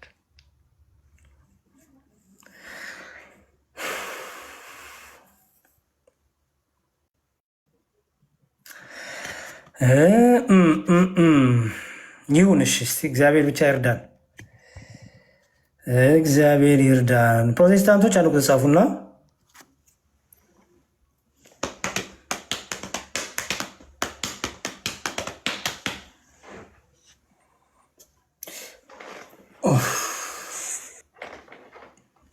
እሺ ሰላም ሰላም አቢ ነው የሚለው። ያ ሰላም ላንተ ይሁን ወንድሜ፣ እንዴት ነህ? ሰላም ላንተ ይሁን አለው። ከቤተ እምነት ነህ? ወንጌል አማኝ። ወንጌል አማኝ በቤተ እምነት የለም ወንድሜ። ሙሉ ወንጌል ነህ? ቃለ ሕይወት ነህ? መካነ ኢየሱስ ነህ? አይ ሳቅና ብቻ መልስልኝ ከሳቅ በኋላ። ቃለ ሕይወት ነኝ። ቃለ ሕይወት ነህ? በጣም ጥሩ። ጥያቄ ጠይቃሉ። ጥያቄ ጠይቀኛል። እሺ ቴንኪው በጣም እሺ። በንጥቀት ታምናለህ? እነጠቃለሁ ብለህ ታምናለህ? እነጠቃለሁ ወሰዳለሁ ብለህ ታምናለህ? አልገባኝም። እንዴት? ራፕቸር የሚባለውን ትምህርት ታውቀዋለህ? ንጥቀት የሚባለውን እንነጠቃለን ትላላችሁ። ያን ያህል እውቀቱ የለኝም። ስለ እነጠቃለሁ ብለህ ታምናለህ? አዎ በጣም ጥሩ። ስለ እሱ አውራኝ፣ ችግር የለውም። እንዴት እንደምትነጠቅ አውራኝ። እሺ ንጥቀት ስትነጠቅ ከዳግም ምጽአት የዓለም መጨረሻ ከመሆኑ በፊት ነው አይደለ? እኔ ያን ያህል እውቀት የለኝም። በእርግጥ እነጠቃለሁ ካልከኝ እኮ ዝም ብለህ ነው እንዴት ተስፋ የምታደርገው? ብያለሁ። በጣም ጥሩ። ስለዚህ ተነጥቀት ነው የምታውቀውን ነገር በቃ እንደዚህ ነው የምታውቀውን ነገር ስለ ንጥቀት። አንደኛ ቆሮንቶስ ምዕራፍ 15 እና ተሰሎንቄ ላይ ያለው ሀሳብ በግልጽ የሚያሳይ ነው። ግን ያን ያህል እውቀት የለኝም ብያለሁ እኮ እኔ ለአብራራ ሳይሆን አንተ ብትጠየቅ በዚህ ቀን እንደዚህ ይሄ ንጥቀት አለ፣ ይሄ ነው ንጥቀት ማለት የምንነጠቅብል አስረዳኝ። ምን እንደሚከሰት በዛ ጊዜ አስረዳኝ።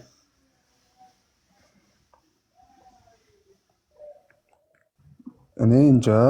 እኔ አሁን ለአንተ ለመመለስ ማጥናት ወይ ነገር ማድረግ አለብኝ። አሁን ድንገተኛም ስለሆነ ችግር ሌላ ጥያቄ ሊቀይርልህ አይደል?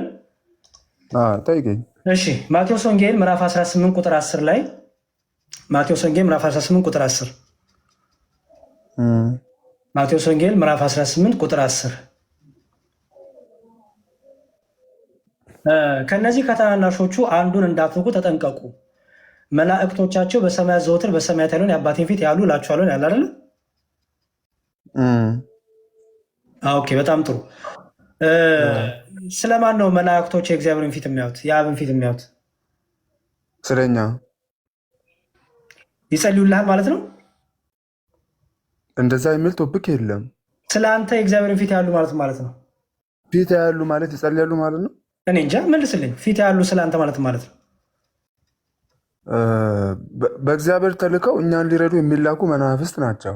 እሱ አይደለም ጥያቄ። የእግዚአብሔርን ፊት ያሉ ስለ እኔ ያሉ አልከኝ። የእግዚአብሔርን ፊት ስለ አንተ ያሉ ማለት ነው? ክፍሉን በደንብ እስቲ በልልኝ። ከነዚህ ከታናናሾቹ አንዱን እንዳትንቁ ተጠንቀቁ፣ መላእክቶቻቸው በሰማያት ዘወትር በሰማያት ያለውን የአባቴን ፊት ያሉ እላችኋለሁ ይላል። ስለማን ነው የእግዚአብሔር የአባቱ ፊት የሚያዩት?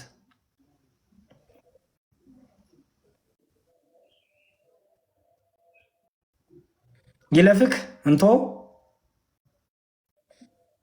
ይለፈኛ አለፈ። የአባቴን ፊት በሰማያት ያለውን የአባቴን ፊት ያሉ እላችኋለሁ። ስለማን ነው የሚያዩት? ከነዚህ ከታናሾቹ አንዱን እንዳትንቁ ተጠንቀቁ፣ መላእክቶቻቸው በሰማያት ዘወትር በሰማያት ያለውን የአባቴን ፊት ያሉ እላችኋለሁና ይላል። ስለማን ነው የሚያዩት?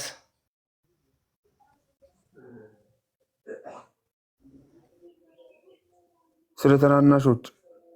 የእግዚአብሔርን ፊት ስለ ታናናሾች ያሉ ማለት ነው?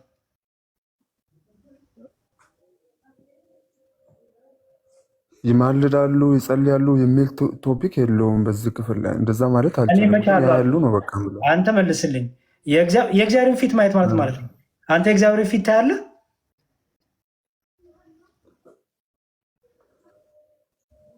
የእግዚአብሔርን ፊት? እግዚአብሔር መንፈስ እኮ ነው።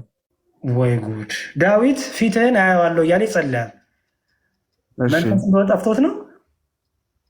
ፊትህን ከኔ አታረቅብኝ እያለ ይጸልያል። አንተ የእግዚአብሔር እንዴ? ፊቱን መፈለግ መጸለይ ነው? እኔ እንጃ ወንድሜ፣ እንደ ፕሮቴስታንት ንገረኝ። አንተ የእግዚአብሔርን ፊት ተመልከቱ ስትል ሰዎች ምን እያልክ ነው? እኔ እግዚአብሔርን ፊት ይሁ ብዬ አይደለም። እግዚአብሔርን ያየ አንድስ እንኳ የለም ብሎ መጽሐፍ ቅዱስ እየነገረ የእግዚአብሔርን ፊት የሚል ትምህርት እኔ መስጠት አልችልም። ፊት ያያሉ ማለት መላእክት እሺ፣ መላእክት በእግዚአብሔር ፊት ይቆማሉ ሲባል ማለት ነው። መላእክት በእግዚአብሔር ፊት ይቆማሉ ሲባል ማለት ነው። ኢሳይያስ 6 ላይ መላእክት ለምን እንደሚቆሙ ይናገራል። እኔ ለምን ይቆማሉ አላልኩም። ኦ ማይ ጋድ፣ በእግዚአብሔር ፊት ይቆማሉ ማለት ነው። በፊቱ ይቆማሉ ሲባል ማለት ነው። እግዚአብሔርን ያመልኩታል። ስለዚህ ፊት የተባሉ በእግዚአብሔር ፊት ይቆማሉ ሲባል ምን ማለት ነው? በፊቱ ይቆማሉ። ፊት የሚል አለ አይደለ? ፊት ማለት ነው። በፊቱ ይቆማሉ ሲባል ፊት የተባለው ምንድን ነው? መንፈስ ዓለም ላይ ፊት ጀርባ የሚባል ነገር የለም። በቃ ጥያቄ እያሰብክ ያለ ችግር የለውም። በቃ ወንድም አለ ችግር የለውም። የአንተ ጥያቄ ጠይቀኝ፣ ይስፋኝ፣ ችግር የለውም። እኔ ብዙም እንትን አልልህም። የአንተ ጥያቄ ጠይቀኝ። አላውቀውም ብትል ግን ይጠቅማል። ጠይቄ ልምጣ ይህን ክፍል እንዴት እንደሚፈታ አላውቀውም ብትል ቱ ቢ ኦነስት በጣም ትልቅነትም ነው፣ ለአንተም ይጠቅማል። ፓስተርን ሜዳ ጠይቃለህ። አሁን አንተ ያዝከው ትግል ነው ያዝከው ለእኔ ለመመለስ ብለህ እንደዛ። ግን ፊት የሚለው ራሱ ትርጉም በመጽሐፍ ቅዱስ ለምሳሌ እግዚአብሔር በመልኩና በአምሳሉ አዳምን ፈጠረ ይባላል አይደል? እግዚአብሔር መልክና አምሳል አለው። እግዚአብሔር እኮ መልክ አለው፣ እኔ ባይነት ነው አይደል? እግዚአብሔር እኮ እኔ ነው፣ መንፈስ ነው፣ ረቂቅ ነው፣ ግን ደግሞ እኔ ባይነት አለ። ስለዚህ በመጽሐፍ ቅዱስ ፊት እንዴት ነው? ለምሳሌ የተመረጠው ሙሴ በእግዚአብሔር ፊት ባይቆም ኖሮ ይላል አይደል? ለዚህ መዝሙረ ዳዊት ላይ የተመረጠው ሙሴ በእግዚአብሔር ፊት ባይቆም ኖሮ እግዚአብሔር ሕዝቡን ሊያጠፋ በወደደ ነበር ይላል አይልም? እሺ፣ የተመረጠው ሙሴ በእግዚአብሔር ፊት ባይቆም ኖሮ ሲባል ምን ማለት ነው? ባይጸልይ ማለት ነው። ባይጸልይ፣ በጣም ጥሩ። በመጨረሻ ነገር ባይጸልይ፣ በእግዚአብሔር ፊት መቆም ማለት በእግዚአብሔር ፊት መጸለይ። እግዚአብሔር አለ፣ ህላዌው አለ፣ የእግዚአብሔር መገኘቱ አለ፣ የእግዚአብሔር ፕሬዘንሱ አለ፣ በፊቱ ትቆማለህ ይባላል። ገባ? ኦኬ። አሁን እዚህ ጋር የአባቴን ፊት ያያሉ ይላል። መላእክቱ የአባቴን ፊት ያያሉ። መላእክቱ የአባቱን ፊት ወይም የአብን ፊት የሚያዩት ስለማን ነው?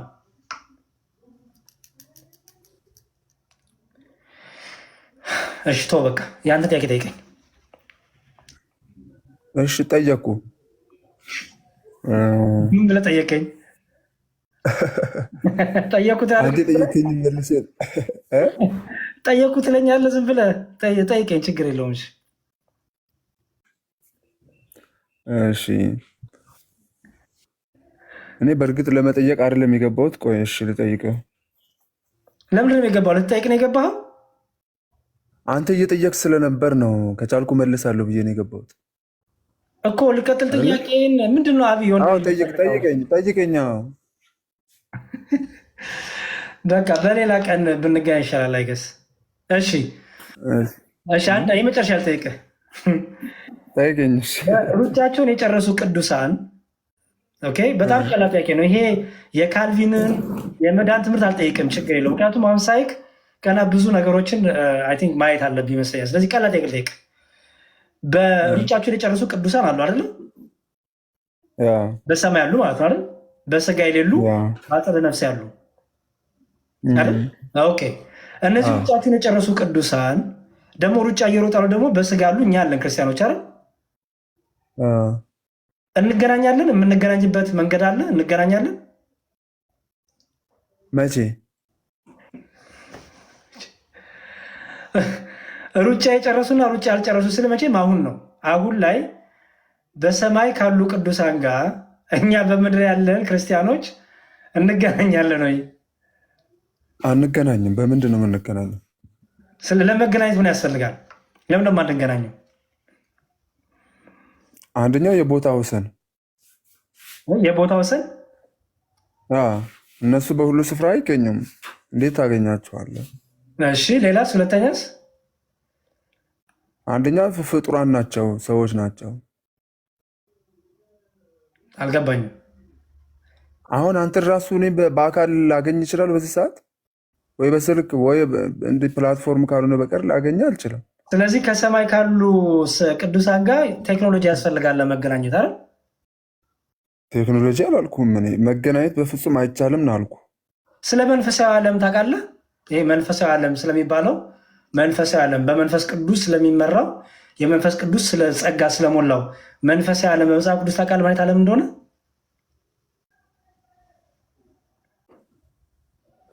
አውቃለሁ። ለምን አላውቅም? ኦኬ መንፈሳዊ ዓለም ጣራ፣ ግድግዳ፣ ጊዜ፣ ሰዓት ይገድበዋል? አይገድበውም። አይገድበውም። እሺ በእነ ቅዱስ ጳውሎስ፣ ድንግል ማርያም እናታችን፣ ሌሎቹም ቅዱሳን በክርስቶስ አካል ላይ ያሉት አይደለም? ከእግዚአብሔር ጋር አሉ እኮ የክርስቶስ አካል ናቸው። ምክንያቱም የክርስቶስ አካል ሳትሆን እኮ መዳን የለም አይደል? የግንዱ ላይ ቅርንጫፍ ብልት ሳትሆን አካሉ ላይ ብልት ወይም ግንዱ ላይ ቅርንጫፍ ሳትሆን ትድናለህ? አድንም። በጣም መልካም። ስለዚህ ቅዱሳን ሩጫቸው የጨረሱ ድንግል ማርያም፣ ቅዱስ ጳውሎስ፣ ሐዋርያቱ፣ ሌሎችም እነዚህ የጌታ ድንቅ ምስክሮች ተዋል የጌታ እናትንም ጨምሮ በክርስቶስ አካል ላይ ብልታቸው ይሰራሉ ናቸው። ጎበስ። አሁን ያዝልኝ ይህንን። ኦኬ አንተ ደግሞ በምድር ላይ ክርስቶስን ያመንከው ድኛለሁ በክርስቶስ የምትለው ክርስቶስ ላይ ያለክ ብልት ነው አይደለም? ነኝ። በጣም ጥሩ። ሩጫችሁን የጨረሱ ቅዱሳንና አንተን አጋጥሞ ያዛችሁ ማን ነው?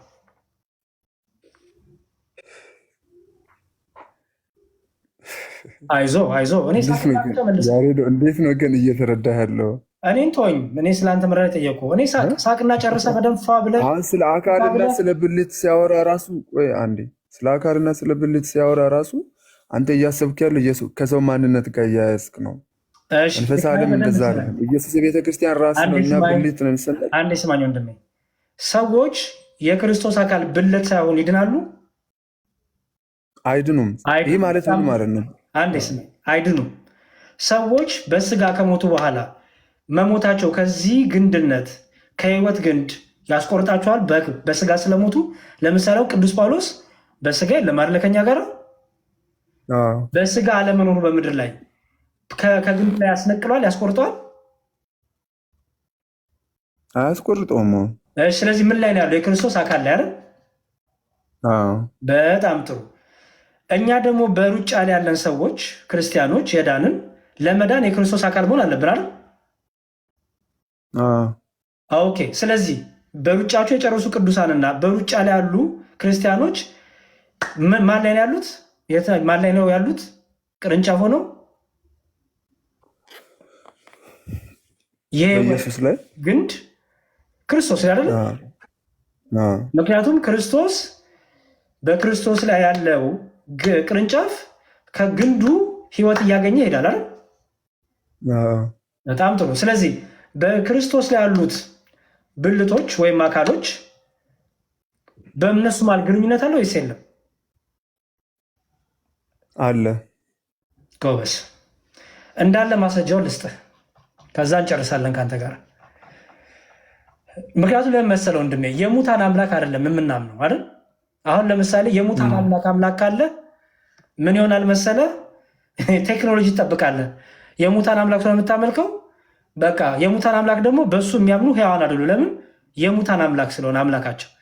የሙታን አምላክ የሚያመልኩ ሰዎች ያመኑበት አምላክ ሕያው አያደርጋቸው፣ ምክንያቱም የሙታን አምላክ ስለሆነ። የእኛ ክርስቶስ ኢየሱስ ክርስቶስ ግን የሕያዋን አምላክ ነው።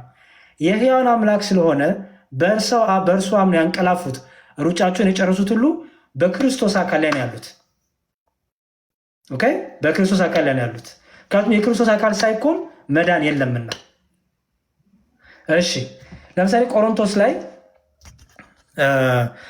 አናሲሞስ አስገባለሁ። እሺ፣ ጠብቀኛ እንዴ፣ እንዳትወጣ አደራ እፈልጋለሁ። እሺ፣ ቆሮንቶስ ላይ እንዲህ ይላል። ቆሮንቶስ የቅዱስ ጳውሎስ ቆሮንቶስ ሰዎች 12 ላይ በደንብ አስተውሉ። አካል ሁሉ እግር፣ እሺ፣ አካል ብዙ ብልቶች እንጂ አንድ ብልት አይደለምና፣ እግር እኔ እጅ አይደለሁምና የአካል ክፍል አይደለሁም ብትል ይህን በማለቷ የአካል ክፍል መሆኗ ይቀራልን? ጆሮም እኔ ዓይን አይደለሁም የአካል ክፍል አይደለሁም ቢል ይህን በማለቱ የአካል ክፍል መሆኑ ይቀራልን? ኦኬ። አካል ሁሉ ዓይን ቢሆን መስማት ወዴት በተገኘ? ሁሉ መስማት ቢሆንስ ማሽተት ወዴት በተገኘ? አሁን ግን እግዚአብሔር እንደወደደ ብልቶችን እያንዳንዳቸውን በአካል አድርጓል። ኦኬ፣ በአካል አድርጓል። ሁሉም አንድ ብልት ቢሆንስ አካል ወዴት በሆነ። ዳሩ ግን አሁን ብልቶች ብዙዎች ናቸው፣ አካል ግን አንድ ነው። አስተውል። ብልቶች ብዙዎች ናቸው፣ አካል ግን ስንት ነው? አንድ ነው አይደል? አንድ ነው። ዓይን እጅን አታስፈልገኝም ልትለው አትችልም። ወይም ራስ ደግሞ እግሮችን አታስፈልጉኝም ሊላቸው አይችልም። ነገር ግን ደካሞች የመስሉ አካል ብልቶች ይልቁን የሚያስፈልጉ ናቸው። ከአካልን ብልቶች ያልከበሩን የሚመስሉን በሚበዛ ክብር እናለብሳቸዋለን። በምናፍርባቸውን ብልቶቻችን ክብር ይጨመርላቸዋል። ከክብር ያላቸው ብልቶቻችን ግን ይህ አያስፈልጋቸውም። ነገር ግን ብልቶች እርስ በእርሳቸው አስተውላውን ብልቶች እርስ በእርሳቸው ይተሳሰቡ ዘንድ እንጂ በአካል መለያየት እንዳይሆን አለ። ለጎደለው ብልት የሚበልጥ ክብር እየሰጠ እግዚአብሔር አካልን አገጣጠመው። አንድ ብልት ቢሰቃይ ብልቶች ሁሉ ከእርሱ ጋር ይሰቃያሉ። አንድ ብልት ቢታመም ቢከብር ብልቶች ሁሉ አብረው ከእርሱ ጋር ይከብራሉ አለና እናንተም የክርስቶስ አካል ናችሁ፣ እያንዳንዳችሁም ብልቶች ናችሁ አለ አይደል? በጣም ጥሩ። ለምሳሌ አንተ የክርስቶስ አካሉ ላይ ያለ ከቅርንጫፉ ጋር ከግንዱ ጋር ያለ ቅርንጫፍ ነህ፣ የአካል ብልት ነበር አይደል? ኦኬ። በስጋ ሞትክ። በስጋ ስትሞት አካልነት የክርስቶስ ላይ ያለው ከአካሉ ጋር ያለው አታችመንት ይቆማል። በስጋ ስለሞትክ አሁን ላይ ነኝ ብለኛል አይደል? ኦኬ። በስጋ ብትሞት ይቆማል? ትቆረጣለህ ከአካሉ ላይ ወይስ ያንኑ ይዘህ ነው የምትቀጥለው? አልቆረጥም። ያንኑ ይዘህ ትቀጥላለህ አይደል? በጣም ጥሩ። ስለዚህ አንተ ስትሞት ሕያውነት ስላለ አሁን ጌታ እኔ የሙታን አምላክ አይደለሁም የሕያዋን አምላክ ነኝ ሲል እና አሁን የሙታን አምላክ አይደለሁም የሕያዋን አምላክ ነኝ ሲል ምን ማለቱ ይመስላል? ሲመልስልኝ። ምክንያቱም ጌታ የሙታንም ሕያዋንም ሁሉ ስልጣን ያለው እሱ ነው አይደለ? በሞት ላይም በሕይወት ላይም ያለው አይደል? ግን እኔ የሕያዋን አምላክ እንጂ የሙታን አምላክ አይደለሁም ሲል ምን ማለቱ ነው? አማኞች እንደማይሞቱ እየተናገረ ነው ያለው። በቃ ትልቁ ነገር ይሄ ነው። በእርሱ ያመኑ የዘላለም ሕይወት እንዳላቸው ባቸው ይሞታሉ እኮ የስጋ እንቅልፍ ያንቀላፋሉ። ግን በእርሱ ያመኑት ለክብር ትንሣኤ ይነሳሉ፣ ለዘላለም ሕይወት ይነሳሉ ማለት ነው። በእርሱ ያላመኑት ደግሞ ሕያው ናቸው ይነሳሉ፣ ግን ወደ ዘላለም እሳት ነው የሚሄዱት። አየህ። ስለዚህ ተስፋ ያደረጉት ክርስቲያኖች ክርስቶስን ተስፋ ያደረጉት የዘላለም ሕይወት ይዘው በሕያውነት ይኖራሉ ማለት ነው። ገባህ? ስለዚህ አሁን አንተ ልክ ስትሞት ከግንዱ ላይ አልተቆረጥክም። ምክንያቱም በስጋ መሞትክ ከግንዱ ላይ እንድትቆረጥ አድርገዋል።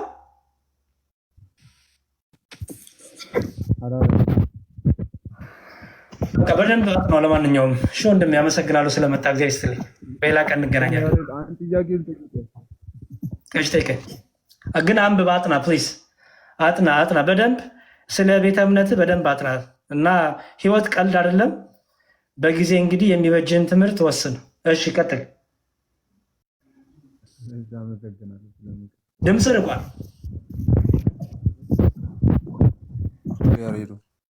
ድምፅ ርቋል። አንድ ሰው አይሰማም። ቀጥል። አንድ ሰው ለመዳን ምን ማድረግ አለበት ብለህ ነው የምታምነው? በጣም ጥሩ። አምኖ መጠመቅ ቅዱስ ቁርባንን መውሰድ አለበት። ይሄን ካላደረገ አይድንም። እንደዛ የሚል መጽሐፍ ቅዱስ ክፍል ያመነ ይጠመቅ ይድናል። ስጋዬን የበላ የዘላለም ሕይወት አለው። ስጋዬን ያልበላ ደሜን ያልጠጣ የዘላለም ሕይወት የለውም።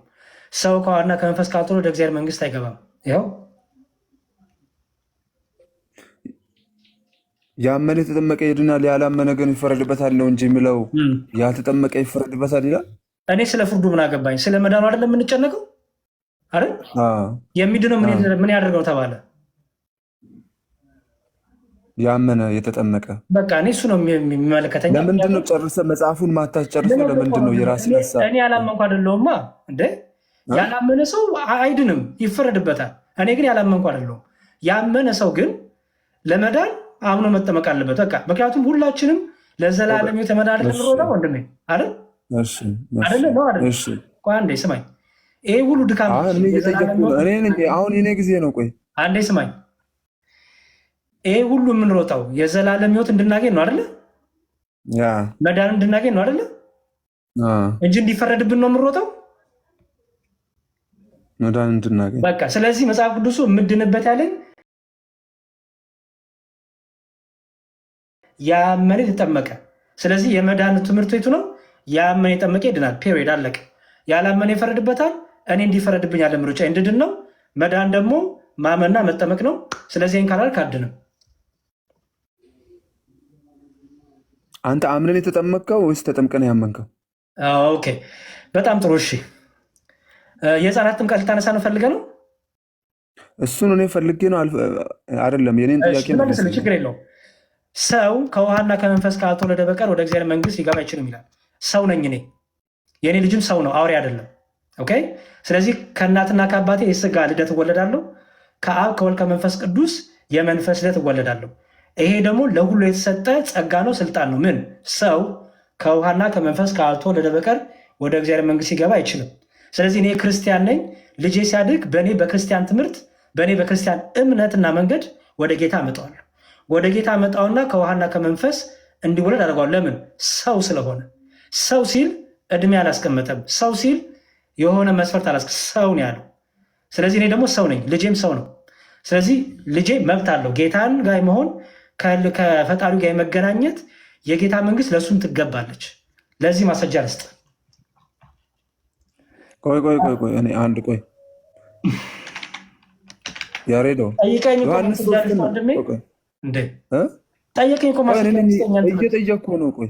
እየጠየኩ ነው። ሰው ነው በቃ ሰው ስለሆነ ህፃን ልጅም ሰው ነው ብለኸኛል። እኔም ሰው ነኝ። ስለዚህ በልጅነት የህፃናት ጥምቀት ብለህ አንስተህልኛል። ዮሐንስ 3 ላይ እያወራ ያለው ጌታ ኢየሱስ ለትልቅ ሰው ነው እያወራ ያለው። እንዴት ወስደህ ከህፃናት ጋር አገናኘው? ሰው ስላለ ሰው ሲባል ትልቅ ሰው ብቻ አይደለም።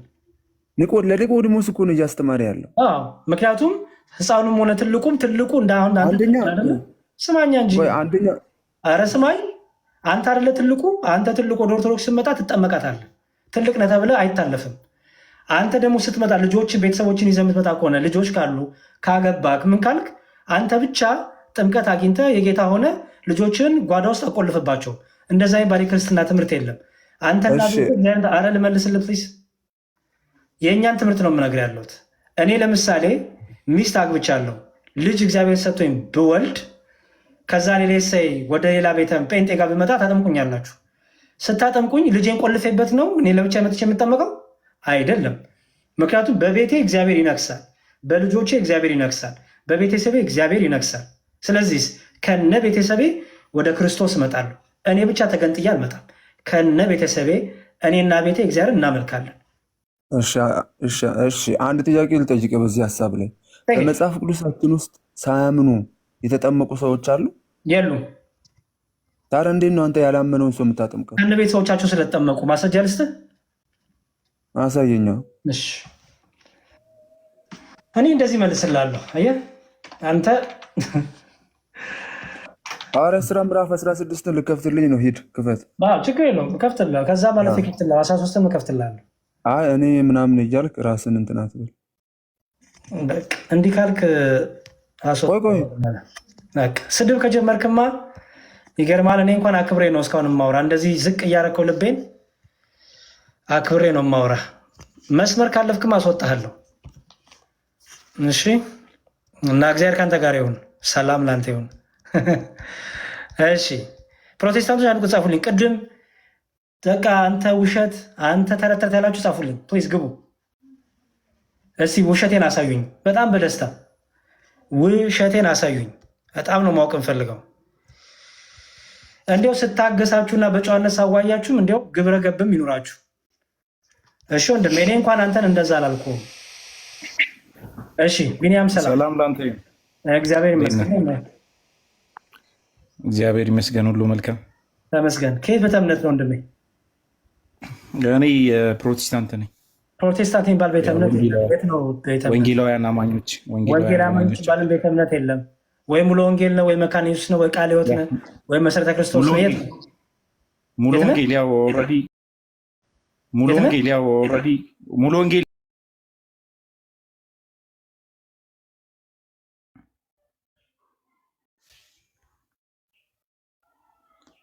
ሙሉ ሙሉ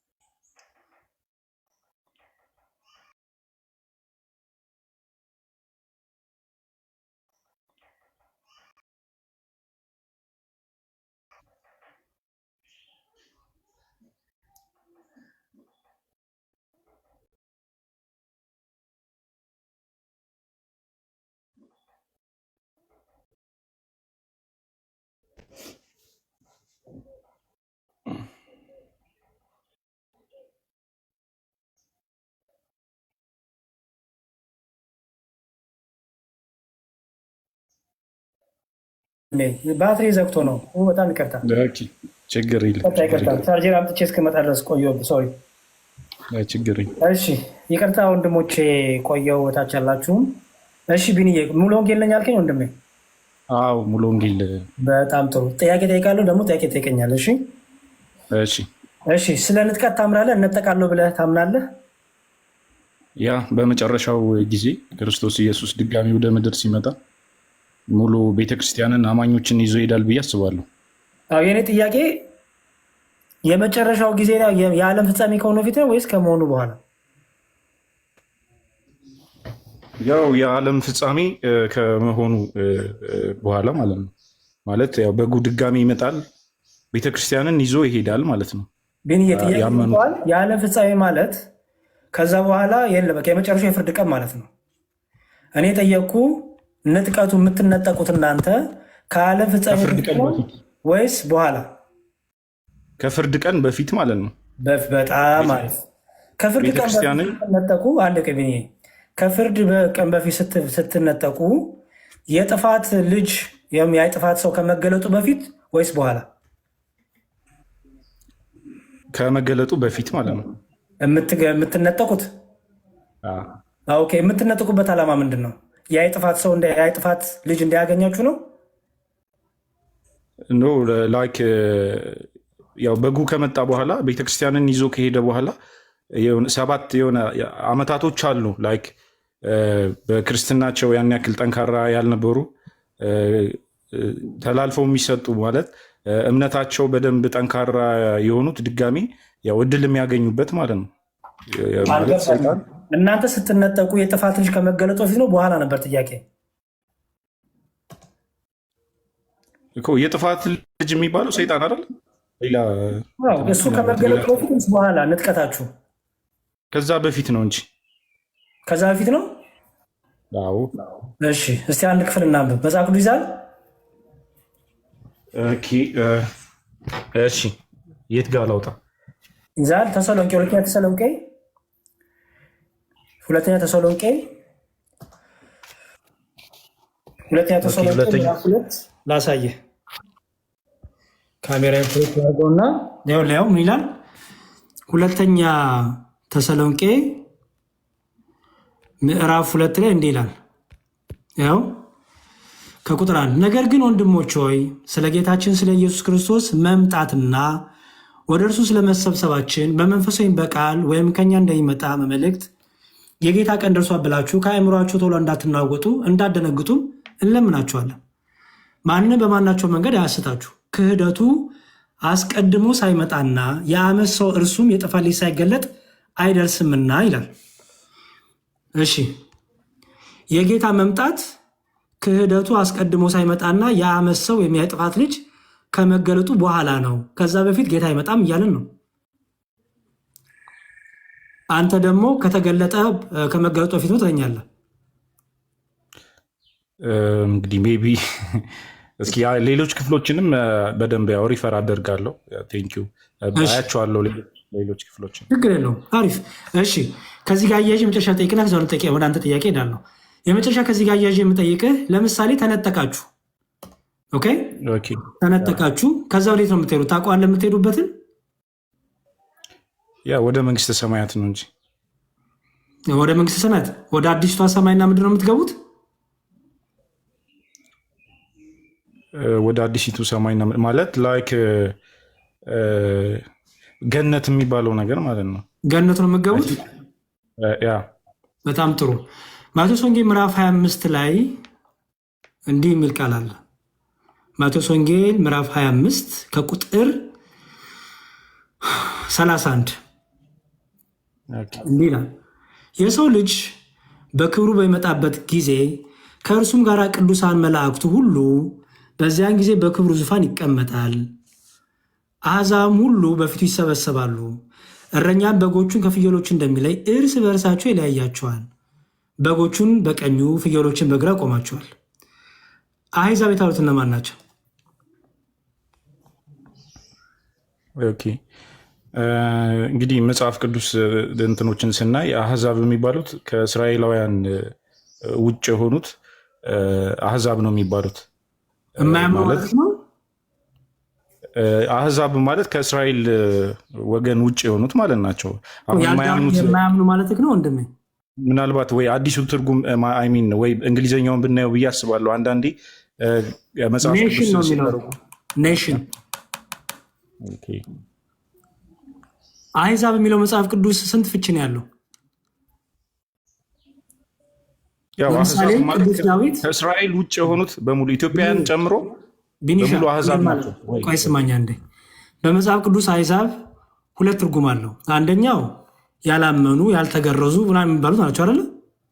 ያ ሁለተኛው ደግሞ ዳዊት ለምሳሌ አሕዛብ ሁላችሁ እጆቻችሁን ለእግዚአብሔር አንሱ፣ አሕዛብ ሁላችሁ እግዚአብሔር አመሰግኑ ሲል ጣዖታትን የምታመጡ እግዚአብሔርን አመስግኑ እያለ ነው። አዎ እንዴ ማለት ጣዖታትን የሚያመልኩ እግዚአብሔርን አመስግኑ ይባላል። ህዝቦችን ማለት ነው እንግዲህ አሕዛብ የሚለው ኔሽንስ ካለው እንግሊዝኛው ኦል ኔሽንስ ማለቱ ነው። እንደዛ ብዬ ነው የማስበው። በጣም ጥሩ። ስለዚህ እዚህ ጋር ህዝብ ሁሉ በፊቱ ይሰበሰባሉ ማለት አይደል? አዎ። እሺ ከዛ እረኞች በጎቹን ከፍየሎቹ እንደሚለይ እርስ በርስ ይለያቸዋል። ከነዛ አሕዛብ ውስጥ በጎችና ፍየሎች ተብሎ ተከፈሉ ለሁለት። ያ እነዚህ በጎች እነማን ናቸው? እናንተ ናችሁ? በእግዚአብሔር ያመነ አሁን ይሄ የተነጠቁት ናቸው።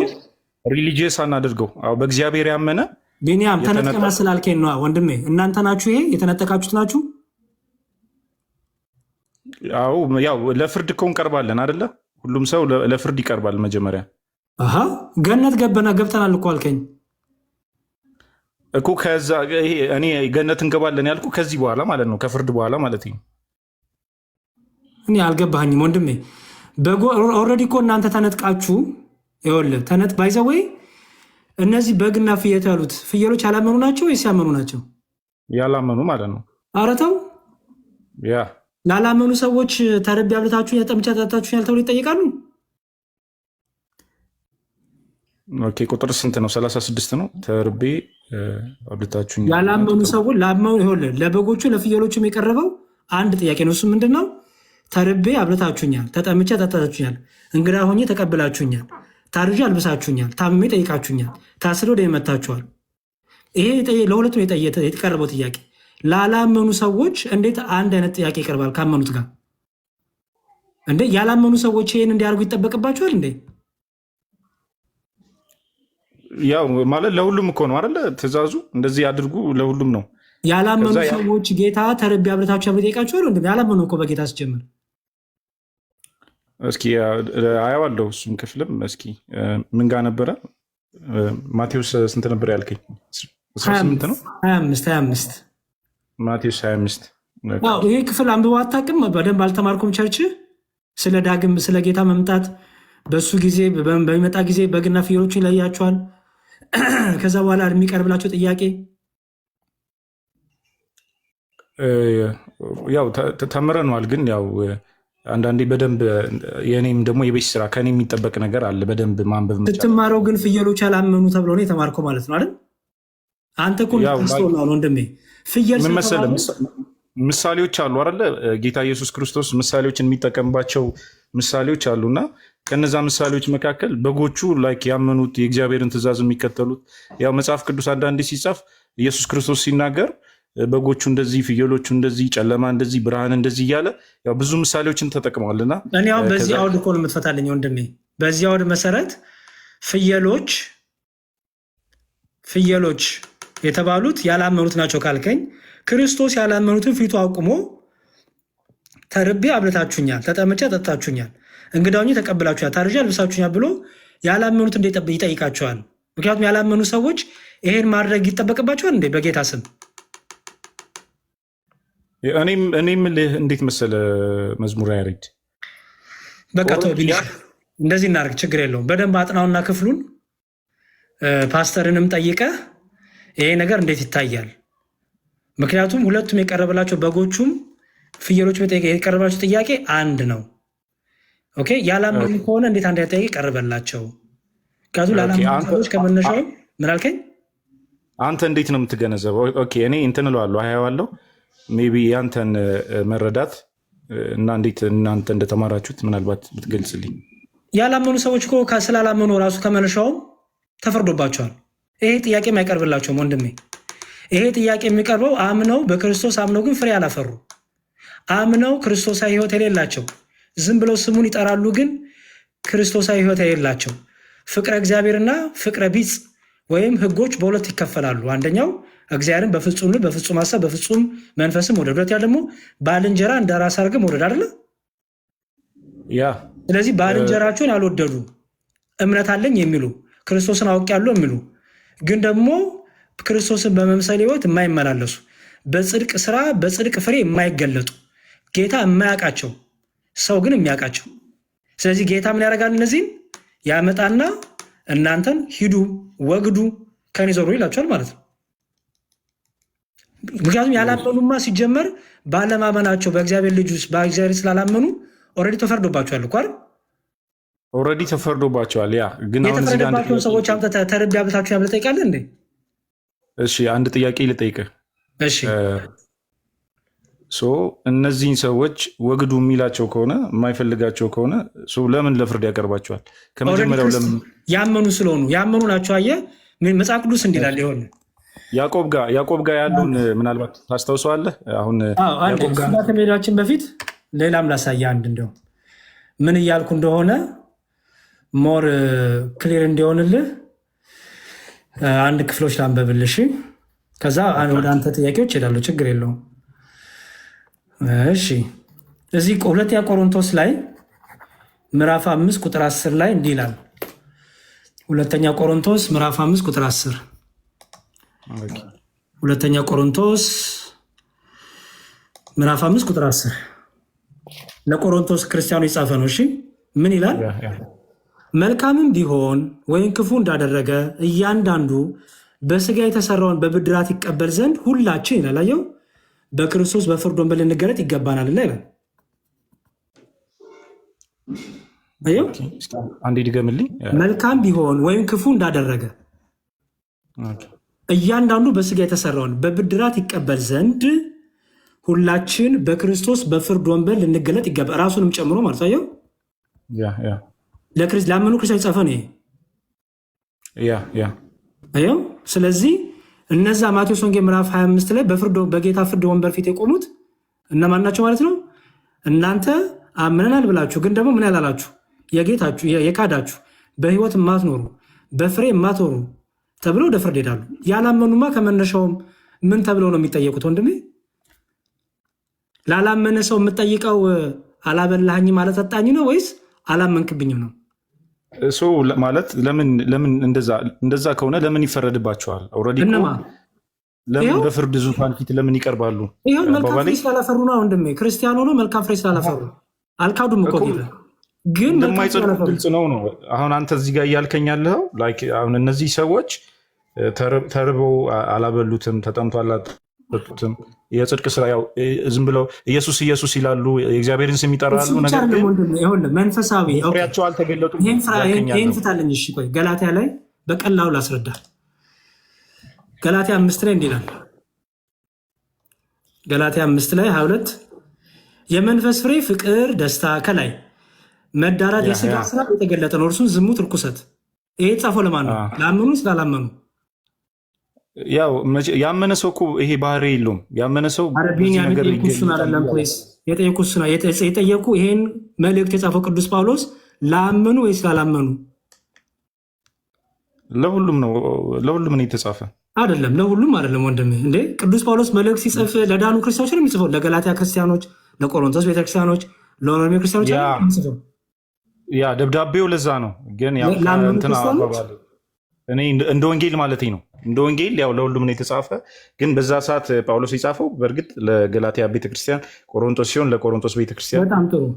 ስለዚህ ይኸውልህ ስጋ በመንፈስ ላይ መንፈስን በስጋ ላይ ይመኛል። ይሄ ለማን የተጻፈው እኮ? ያ ለቤተክርስቲያኑ ማለት ነው። ተው እንጂ ቢኒያም ፕሊዝ። ስጋ በመንፈስ ላይ መንፈስን በስጋ ላይ ይመኛል ሲባል ኢንዲቪጁዋሊ ክርስቲያኖች የሚኖሩት ህይወት ነው አይደል? ያ ምክንያቱም ስጋ በመንፈስ ላይ መንፈስን በስጋ ላይ ይመኛል። እነዚህ እርስ በርሳቸው ይቃወማሉ። ስለዚህም የምትወዱት ልታደርጉ አትችሉም ማለት ቅዱስ ጳውሎስ። ይሄ ለአመኑት ላይ ጻፈው ስፔሲፊክሊ? ያ ላመኑት ነው። በጣም ጥሩ። ስለዚህ ምን አለ? የስጋ ስራም የተገለጠ ነው አለ። እርስ በርስ ሁለቱ ይቃወማሉ አለ አይደል? ስለዚህ ስጋ ስራ የትኛው? ዝሙቱ፣ እርኩሰቱ፣ መደራቱ፣ ጣዖት ማምለኩ፣ ክርክሩ፣ ቅናቱ፣ ቁጡ፣ አድመኝነቱ፣ መናፍቅነት፣ ክርክር፣ ምቀኝነት፣ መግደል፣ ስካር እያለ እነዚህን የሚያደርጉ የእግዚአብሔር መንግስት አያወርሱም አለ። ላመኑ ክርስቲያኖች ይህን ብታደረጉ የእግዚአብሔር መንግስት አትወርሱም እያለ ነው አይደል? ኦኬ። ደግሞ ያመኑ ክርስቲያኖች ደግሞ ፍቅርን፣ ደስታን፣ ሰላምን፣ ትዕግስትን፣ ቸርነትን፣ በጎነትን፣ የዋህነትን ቢያደርጉ ደግሞ ምን ያደርጋሉ? የመንፈሳዊ ፍሬ ቢያፈሩ ደግሞ ህይወትን ያገኛሉ ማለት ነው። ያገኛሉ። በጣም ጥሩ። ስለዚህ ቅድም ቅዱስ ጳውሎስ ሁሉም በስጋው የሰራውን ክፉም ሆነ ደግም ሲል ገባው በብድራት ይቀበል ዘንድ በስጋው ያለ በህይወት እያለ ማለት ነው። በስጋው ሳለ በህይወት እያለ ይህ ማለት ነው። ሁለተኛ ቆሮንቶስ ስላለው ቅድም ያስነበብኩ ይኸው መልካምም ቢሆን ወይም ክፉ እንዳደረገ እያንዳንዱ በስጋው የተሰራውን በብድራት ይቀበል ዘንድ ሁላችን አለ። አየው አሁን ክፉም ደግም ማድረግ የክርስቲያኖች ራሱ ህይወታቸው ነው አይደል? ምርጫቸው ነው አይደል? ከዳኑ በኋላ በቃ። ስለዚህ ደግ እያረክ ብትጸና ምን ታገኛለህ? በክርስቶስ ወንበር ፊት ስትገለጥ አንተ ብሩክ፣ አንተ የተባረክ ባሪያ፣ ፍሬ ያፈራ ባሪያ ወደ ዘላለም ህይወት ግባ ትባላለህ አይደል? ደግሞ ደግ ባታረገስ፣ መዳንን ብታክፋፋው፣ ደሙን ብታቀል፣ መንፈስ ቅዱስን እምቢ ብትል፣ ንስሐ መግባት ባትፈልግ፣ ነፃ ፍቃድ ተጠቅመህ እንደዚህ በኃጢአት በስጋ ስራ ብትመላለስ በስጋ የሰራውን በብድራት ትቀበሏለህ ማለት ነው። ያው ሰው የዘራውን ያንኑ እንትን ይላል። በምድርም በሰማይ እኛ እንግዲህ መዳን ይታጣ ብለህ ታምናለህ? ቢኒ አንተ አንድ ሰው መዳኑን ካላጸናው ይታጣል መዳን ብለህ ታምናለህ ወይስ ዋን ሴቭድ ኦልዌይስ ሴቭድ የሚለው ነው የምታምነው?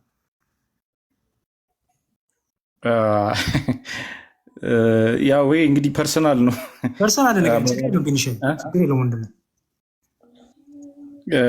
መዳን ይታጣል ብዬ ነው የማስበው። አሪፍ። እኔም እንደዛ ነው የማምነው። ምክንያቱም እስከ መጨረሻው የጸና ቢኖር እሱ ይድናል ነው የሚለው።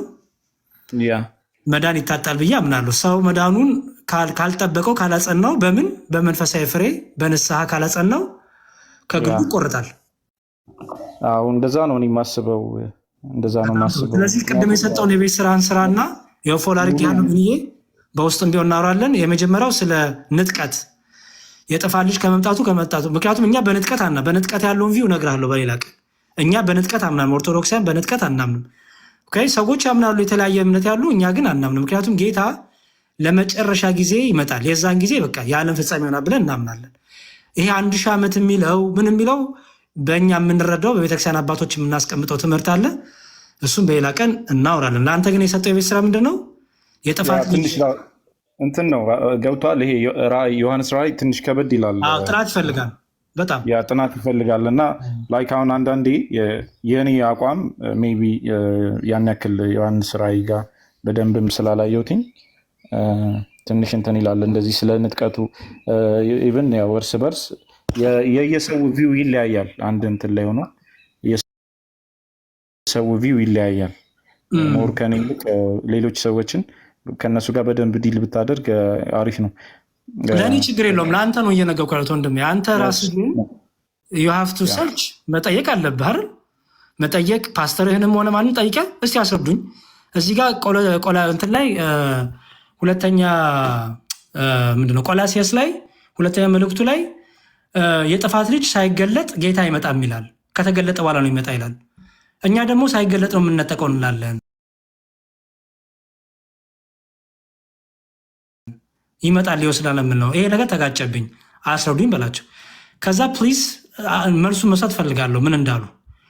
ኦኬ ከዛ ያንን ይዘን ደግሞ ከኔ ጋር ያለውን ደግሞ ሼር እናደርጋለን። አንድ እሱ ሌላ ደግሞ ማቴዎስ ወንጌል ምዕራፍ 25 ላይ በግና ፍየል የተባሉት ያመኑ ወይስ ያላመኑ የሚለውንም አዲሱ መደበኛ ትርጉም ራሱ ባይዘዌ ይኸው እሱን ክፍል ምን ብሎ እንደፈታው ያ እስኪ በእንግሊዝኛውም ምናምን አያቸዋለሁ በደንብ ኔሽን ነው የሚለው እንግሊዝኛው፣ እሱ ችግር የለው። አዲሱ መደበኛ ትርጉም ግን የፕሮቴስታንት መጽሐፍ ያንተ መጽሐፍ ማለት ነው ህዳሄ ማብራሪያው ላይ ይኸው ብሎ እንዳስቀምጠው ፍየሎችን ያላመኑ ብሎ ያስቀምጠው እና በደንብ የወሰኑ እሱን የቤት ስራ ልስጥ። ጥያቄን ጠይቀኝና ሌላ ጥያቄ አለኝ። ጥያቄን ጠይቀኝ ግን አሁን ደግሞ ለአንተ እድል ልስጥ። እንደዚህ መጽሐፍ ቅዱስ እያስገለጥከኝ ቢሆን ደስታዬን አልችለውም። እንደዚሁ ጄነራል ጥያቄ ነው። እንደዚሁ ደስ ይለኛል። ባይዘዌ መጽሐፍ ቅዱስ በደንብ የሚያቀሰው በደንብ የሚያነብሰው ደስ ይላል። በነገራችን ላይ አንዳንዴ አሁን ብዙ ሰው ስፔሻሊ ማለት ኦርቶዶክስ ላይ ያሉ ምን መሰለህ ሌላ ነገር አይደለም እንዳትል በቃ ምንም እንዳትል ቢንዬ ለምን መሰለህ እኔ አሁን ትናንት ለምሳሌ አንድ ልጅ አግኝቻለሁ ፕሮቴስታንት ናት፣ ምንም የምታውቀው ታሪክ የለም። ስለዚህ ፕሮቴስታንት መጽሐፍ ቅዱስ አያነቡም፣ ብዙ ጊዜ አያነቡም አይደለም። በቃ እሷ በግሏ አላነበበችም፣ እሷ በግሏ ስንፍናዋ ነው በቃ ብዬ ነው እንጂ ያለፍኩት ብዙ ጊዜ ፕሮቴስታንቶች ብዬ አልናገርም። እሱ ይቅርና ጥያቄ ከምን አንጻር መሰለህ ጀስት ተረዳኝ ቢኒሻ ደስ ይላል። ሶሪ። ስለዚህ ያው እነዚህን ነገሮች በደንብ እስኪ እኔ የማያቸዋለሁ። ቴንኪው በጣም በቃ ሌላ ጊዜ እንትን እንላለን። ጥያቄ የለህም? ጥያቄ የለኝም። ያው ጠይቀህ ፍቃደኛ ነህ? እሺ ጠይቀኝ።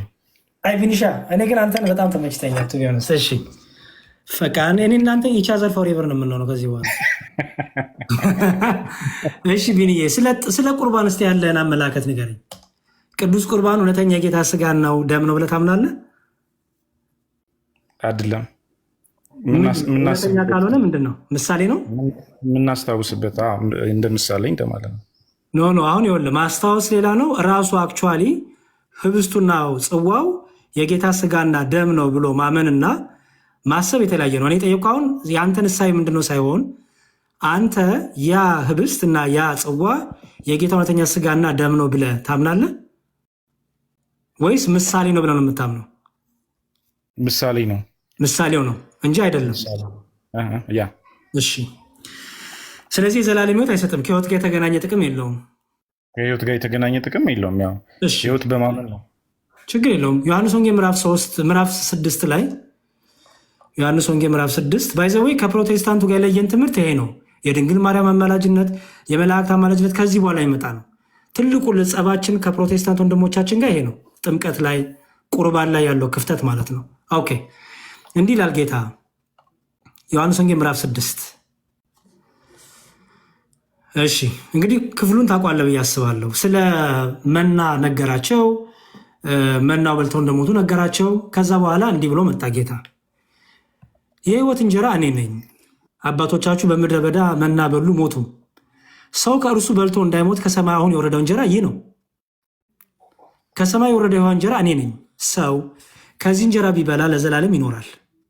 እኔም ስለ ዓለም ሕይወት የምሰጠው እንጀራ ምንድን ነው አለ? ስጋዬ ነው አለ። እንግዲህ አይሁድ ይህ ሰው ስጋውን ልንበላ ይሰጠን ዘንድ እንዴት ይችላል ብሎ እርስ በርስ ተከራከሩ። አስተውል። ስጋዬ ነው የሚበላው ሲላቸው አይሁዶች ምን አሉ?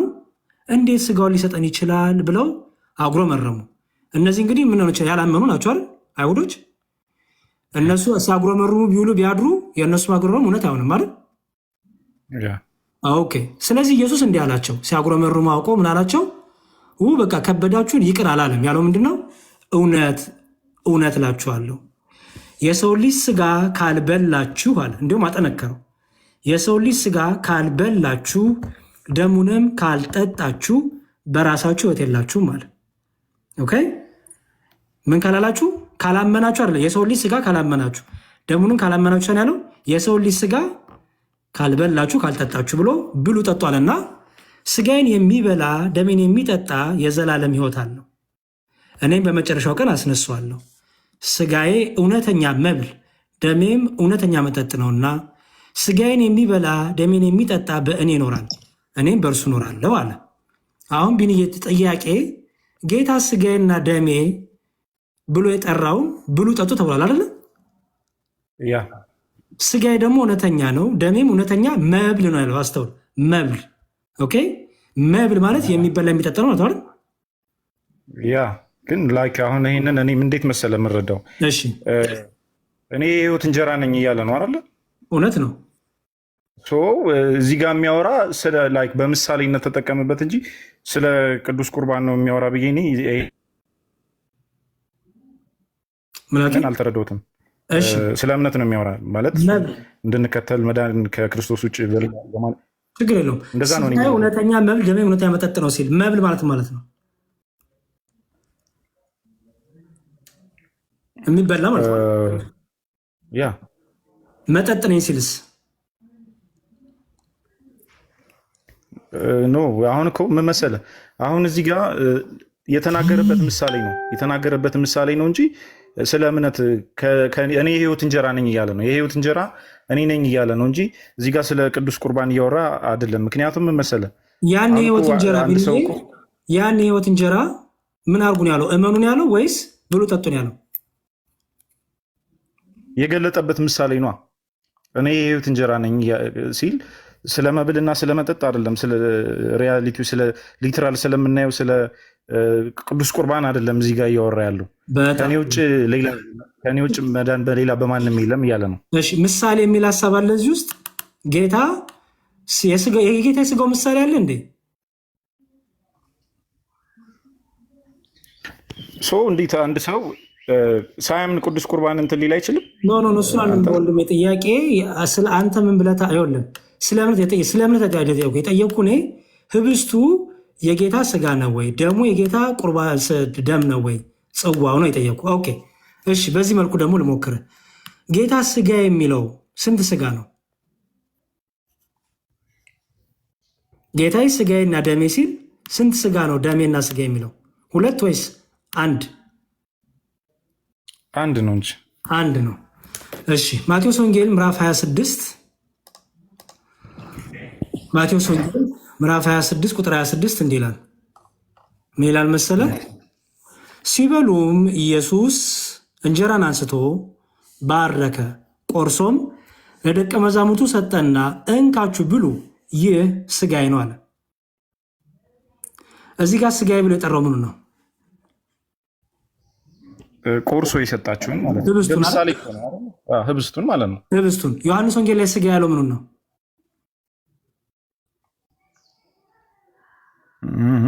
ዮሐንስ ወንጌል ላይ ቅድም ስጋ ያለው ምንድን ነው? ኦኬ አሁን አንተ ስለ እንትኑ ተው አንተ አትበለኝ። እኔም አንተ ዮሐንስ ወንጌል ማለት የተረዳህበት ማለት ነው። አንተ መረዳት የፈለግኩት ቢኒዬ፣ አንተ እንዲያልከኝ እንዳትለኝ። እኔ ምንም አላልኩም። ምን ያሁን ጥቅሶችን ያሳየውክ ዮሐንስ ወንጌል ላይ ጌታ ስጋዬና ሲልና እዚህ ጋር ደግሞ ህብስቱን ስጋዬ ሲል ሁለት ስጋ ነው ጌታ አለው ወይስ አንድ ስጋው ነው ስጋ የሚለው? ያ አንድ ስጋ ነው። ግን ላይክ እዛኛው ፓርት ጋር እዚህ ጋር እያወራ ያለው የአሁኑ ክፍል ጋር ስለ ምሳሌው ነው። ስለ ስጋው ምሳሌ ምሳሌ ማለት ነው። ምሳሌ ማለት ነው ፍታል። ምሳሌ ማለት ህብስቱ የስጋው ምሳሌ ነው ስትል ምን ማለት ነው? እና ስጋውን እኮ አይደለም የሰጣችሁ ህብስቱ ነው አይደል? ህብስት ነው የሰጣችሁ። ግን ምንድን ነው ይህ ስለ እናንተ ስጋዬ ብሎ ለምንጠራው ጌታ ስጋዬ ሲል ምን ማለት ነው? ንገረኝ እስኪ። ጌታ ስጋዬ ነው ሲል ምን ማለቱ ነው? እኮ በምሳሌ እኮ ነው ይህ ስለ እናንተ እንትን የሚለው ምሳሌ ስጋዬ ነው። ለማ ይህ ስጋዬ ምሳሌ ነው አይልም እኮ ወንድሜ ቢኒዬ፣ በደንብ ልብን ከፍተው ይህ የስጋዬ ምሳሌ ነው አላለም ያለው ይህ ስጋዬ ነው። ኢየሱስ ክርስቶስ እኮ ያው በመካከላቸው እየተንቀሳቀሰ አይደለም እንዴ እንትን ያላቸው ቢኒ። የእሱ አይደለም ጥያቄው። ለምሳሌ አንተ አንድ ነገር ይሄ ምሳሌ ነው ብለህ ስትሰጥና ይሄ ነው ብለህ ስትሰጥ እኩል ነው? ይሄ የዚህ ምሳሌ ነው ብለህ ስትሰጥና ይሄ ግን ነው ስትል እኩል ነው? ልብን ከፍተህ አዳምጥ። ማመን የለብህም ዛሬ ግን በደንብ ጭንቅላትን ፕሮሰስ አድርግ። አንድ ነገር አንተ እንኳን በምን አንጻር መሰለህ ኢየሱስ ክርስቶስ እኮ ለደቀ መዛሙርት በዛ ጊዜ ለነበሩት ሰዎች በጣም ብዙ ምሳሌዎችን ተጠቅሞ ነው አይደል ሲያስረዳቸው የነበረው። የስጋው ምሳሌ ግን የለም ወንድሜ። እስቲ ስጋውና ደሙን የሚተካ ምሳሌ ስጠኝ። አሁን ህብስቱ ስጋው ነው። ምሳሌ ስጋው ነው አትልም አንተ። ምሳሌ ነው እኮ የምትለኝ ስጋውን አትልም። ያ ምሳሌው ነው። ስጋዬ ነው ነው የሚለው ወንድሜ። ይሄ ምሳሌ ነው አይደለም። አንተ ለምሳሌ አንድ ነገር ስትሰጥ እኮ አልኩ ይሄ ምሳሌ ነው ብለህ ስትሰጥና ይሄ ነው ብለህ ስትሰጥ እኩል ነው መልእክቱ? እሺ ለምሳሌ እሺ ቆይ አንድ ጥያቄ ልጠይቅህ። አድምጠህ ጥያቄ ልጠይቅህ። ህብስቱን እንትን አላለም አልበላም። እንትና ማነው የካደው? ይሁዳ በልቷል አይደለ? ለህይወት አልሆነውም እኮ ስለዚህ አያድንም ማለት ነው። ስለዚህ አያድንም ማለት ነው። ቆይ እንዴ ቢኒዬ፣ እንዴ ለምንድን ነው ስለሱ ለህይወት ያልሆነው? ስለማያድን ነው። እንዳልዳን ራሱን እንዳጠፋ ነው አይደል የተጻፈው መጽሐፍ ቅዱስ ጋር። ቢኒዬ ጥያቄ እሱ በመካከላችሁ እኔን የምትሸጠኝ ነፍስ። ኧረ ቢኒ አዳምጥ ፕሊዝ።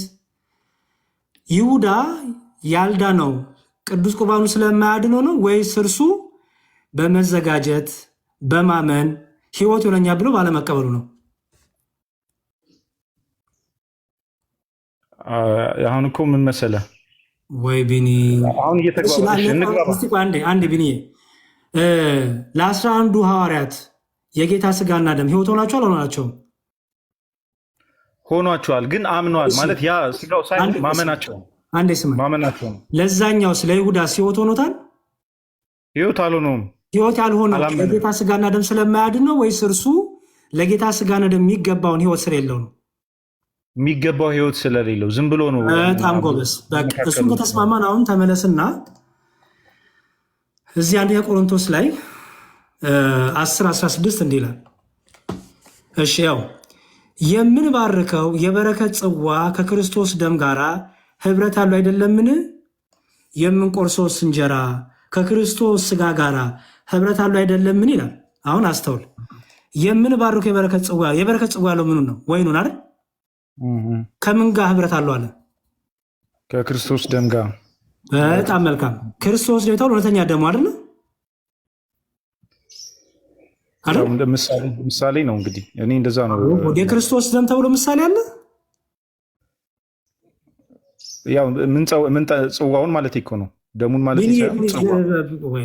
ለእኔ ለመመለስ እየቸኮልክ እየሳትኩ ነው ፖይንቱን። ሀሳብ ረጋ በል። የበረከት ጽዋ ያለው ወይኑን ነው አይደል? እሺ ከክርስቶስ ደም የክርስቶስ ደም የተባለውስ ምንድን ነው? ሁለት ነገር እኮ አለ እዚህ ጋር። የበረከት ጽዋ አለ፣ ቀጥሎ ደግሞ የክርስቶስ ደም አለ። ያ ሳይሆን የክርስቶስ ደም የተባለው ምንድን ነው? ቢኒ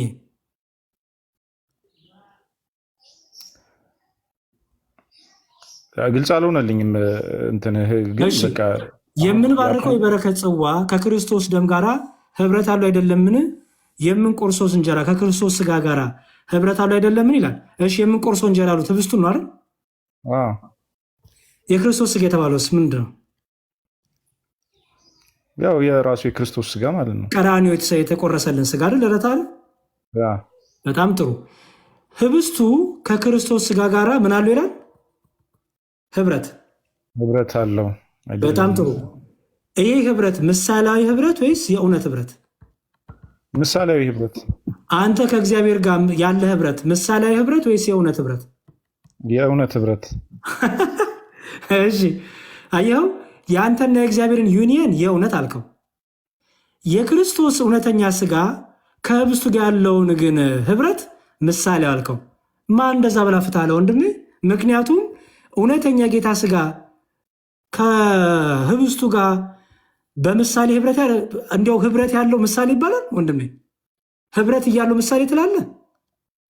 አሁን እኮ ምን መሰለህ፣ አሁን እኛ ጋር ግን እናንተ ጋር አይደለም። ቃሉ ላይ ፎከስ አድርግ ፕሊዝ። እኔ ቃሉ ላይ ነው ያለሁት። ህብረት ተብሎ ምሳሌ አለ ወይ ወንድሜ? ከእውነተኛ ስጋውና ከእውነተኛ ደሙ ጋር ህብረት አለው እየተባልክ ህብረት ምሳሌ ይባላል? ህብረትን አንድነት ምሳሌ ሆነ ቃል አንድነት።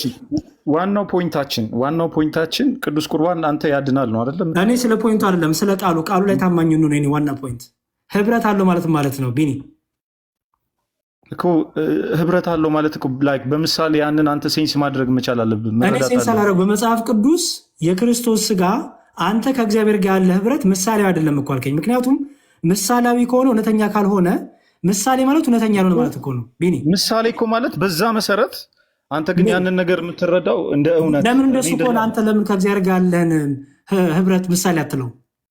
ለምን ምሳሌ አይደለም አልከኝ? ንገረኝ። እውነተኛ ነው እንጂ እንዴት ምሳሌ ሊሆን ይችላል? እውነተኛ መሆኑን በምን አወቅህ? በምን አረጋገጥክ?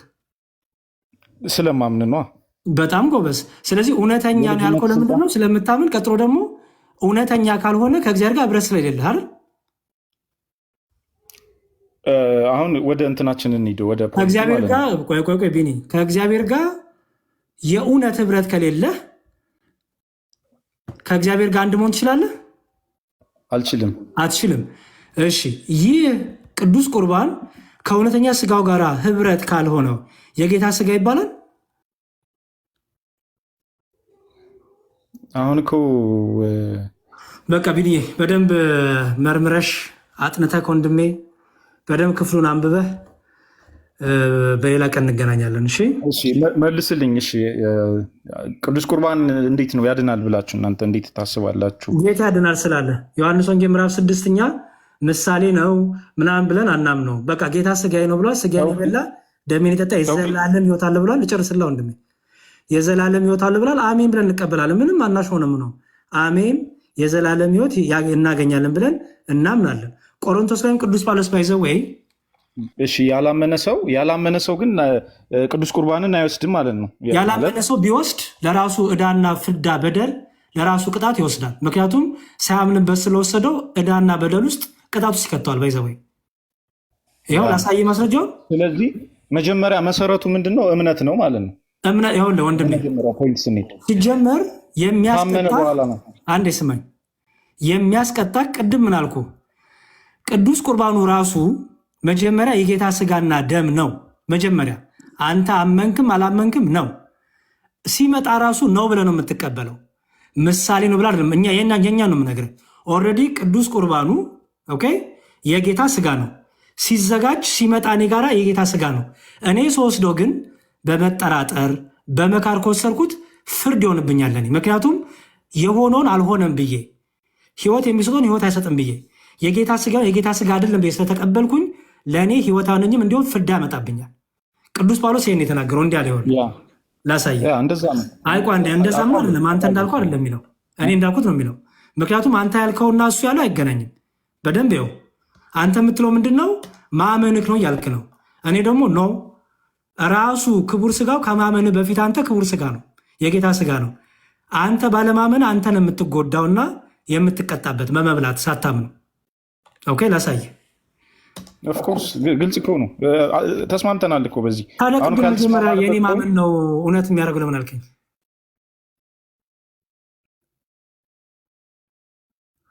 ብንዬ በቃ ያ ነው ምን መሰለህ፣ አሁን ለምሳሌ ማንኛውም ሰው እኮ ቅዱስ ቁርባን ለመውሰድ ብቁ አይደለም። ሁሉም ሰው ወንድም አለ በቃ በሌላ ቀን ኦኬ፣ ሌላ ጊዜ በደንብ ዲል እናደርግ እንትን በደንብ እናደርግ። ተባረክ። እሺ ዋይ ደከመኝ። እሺ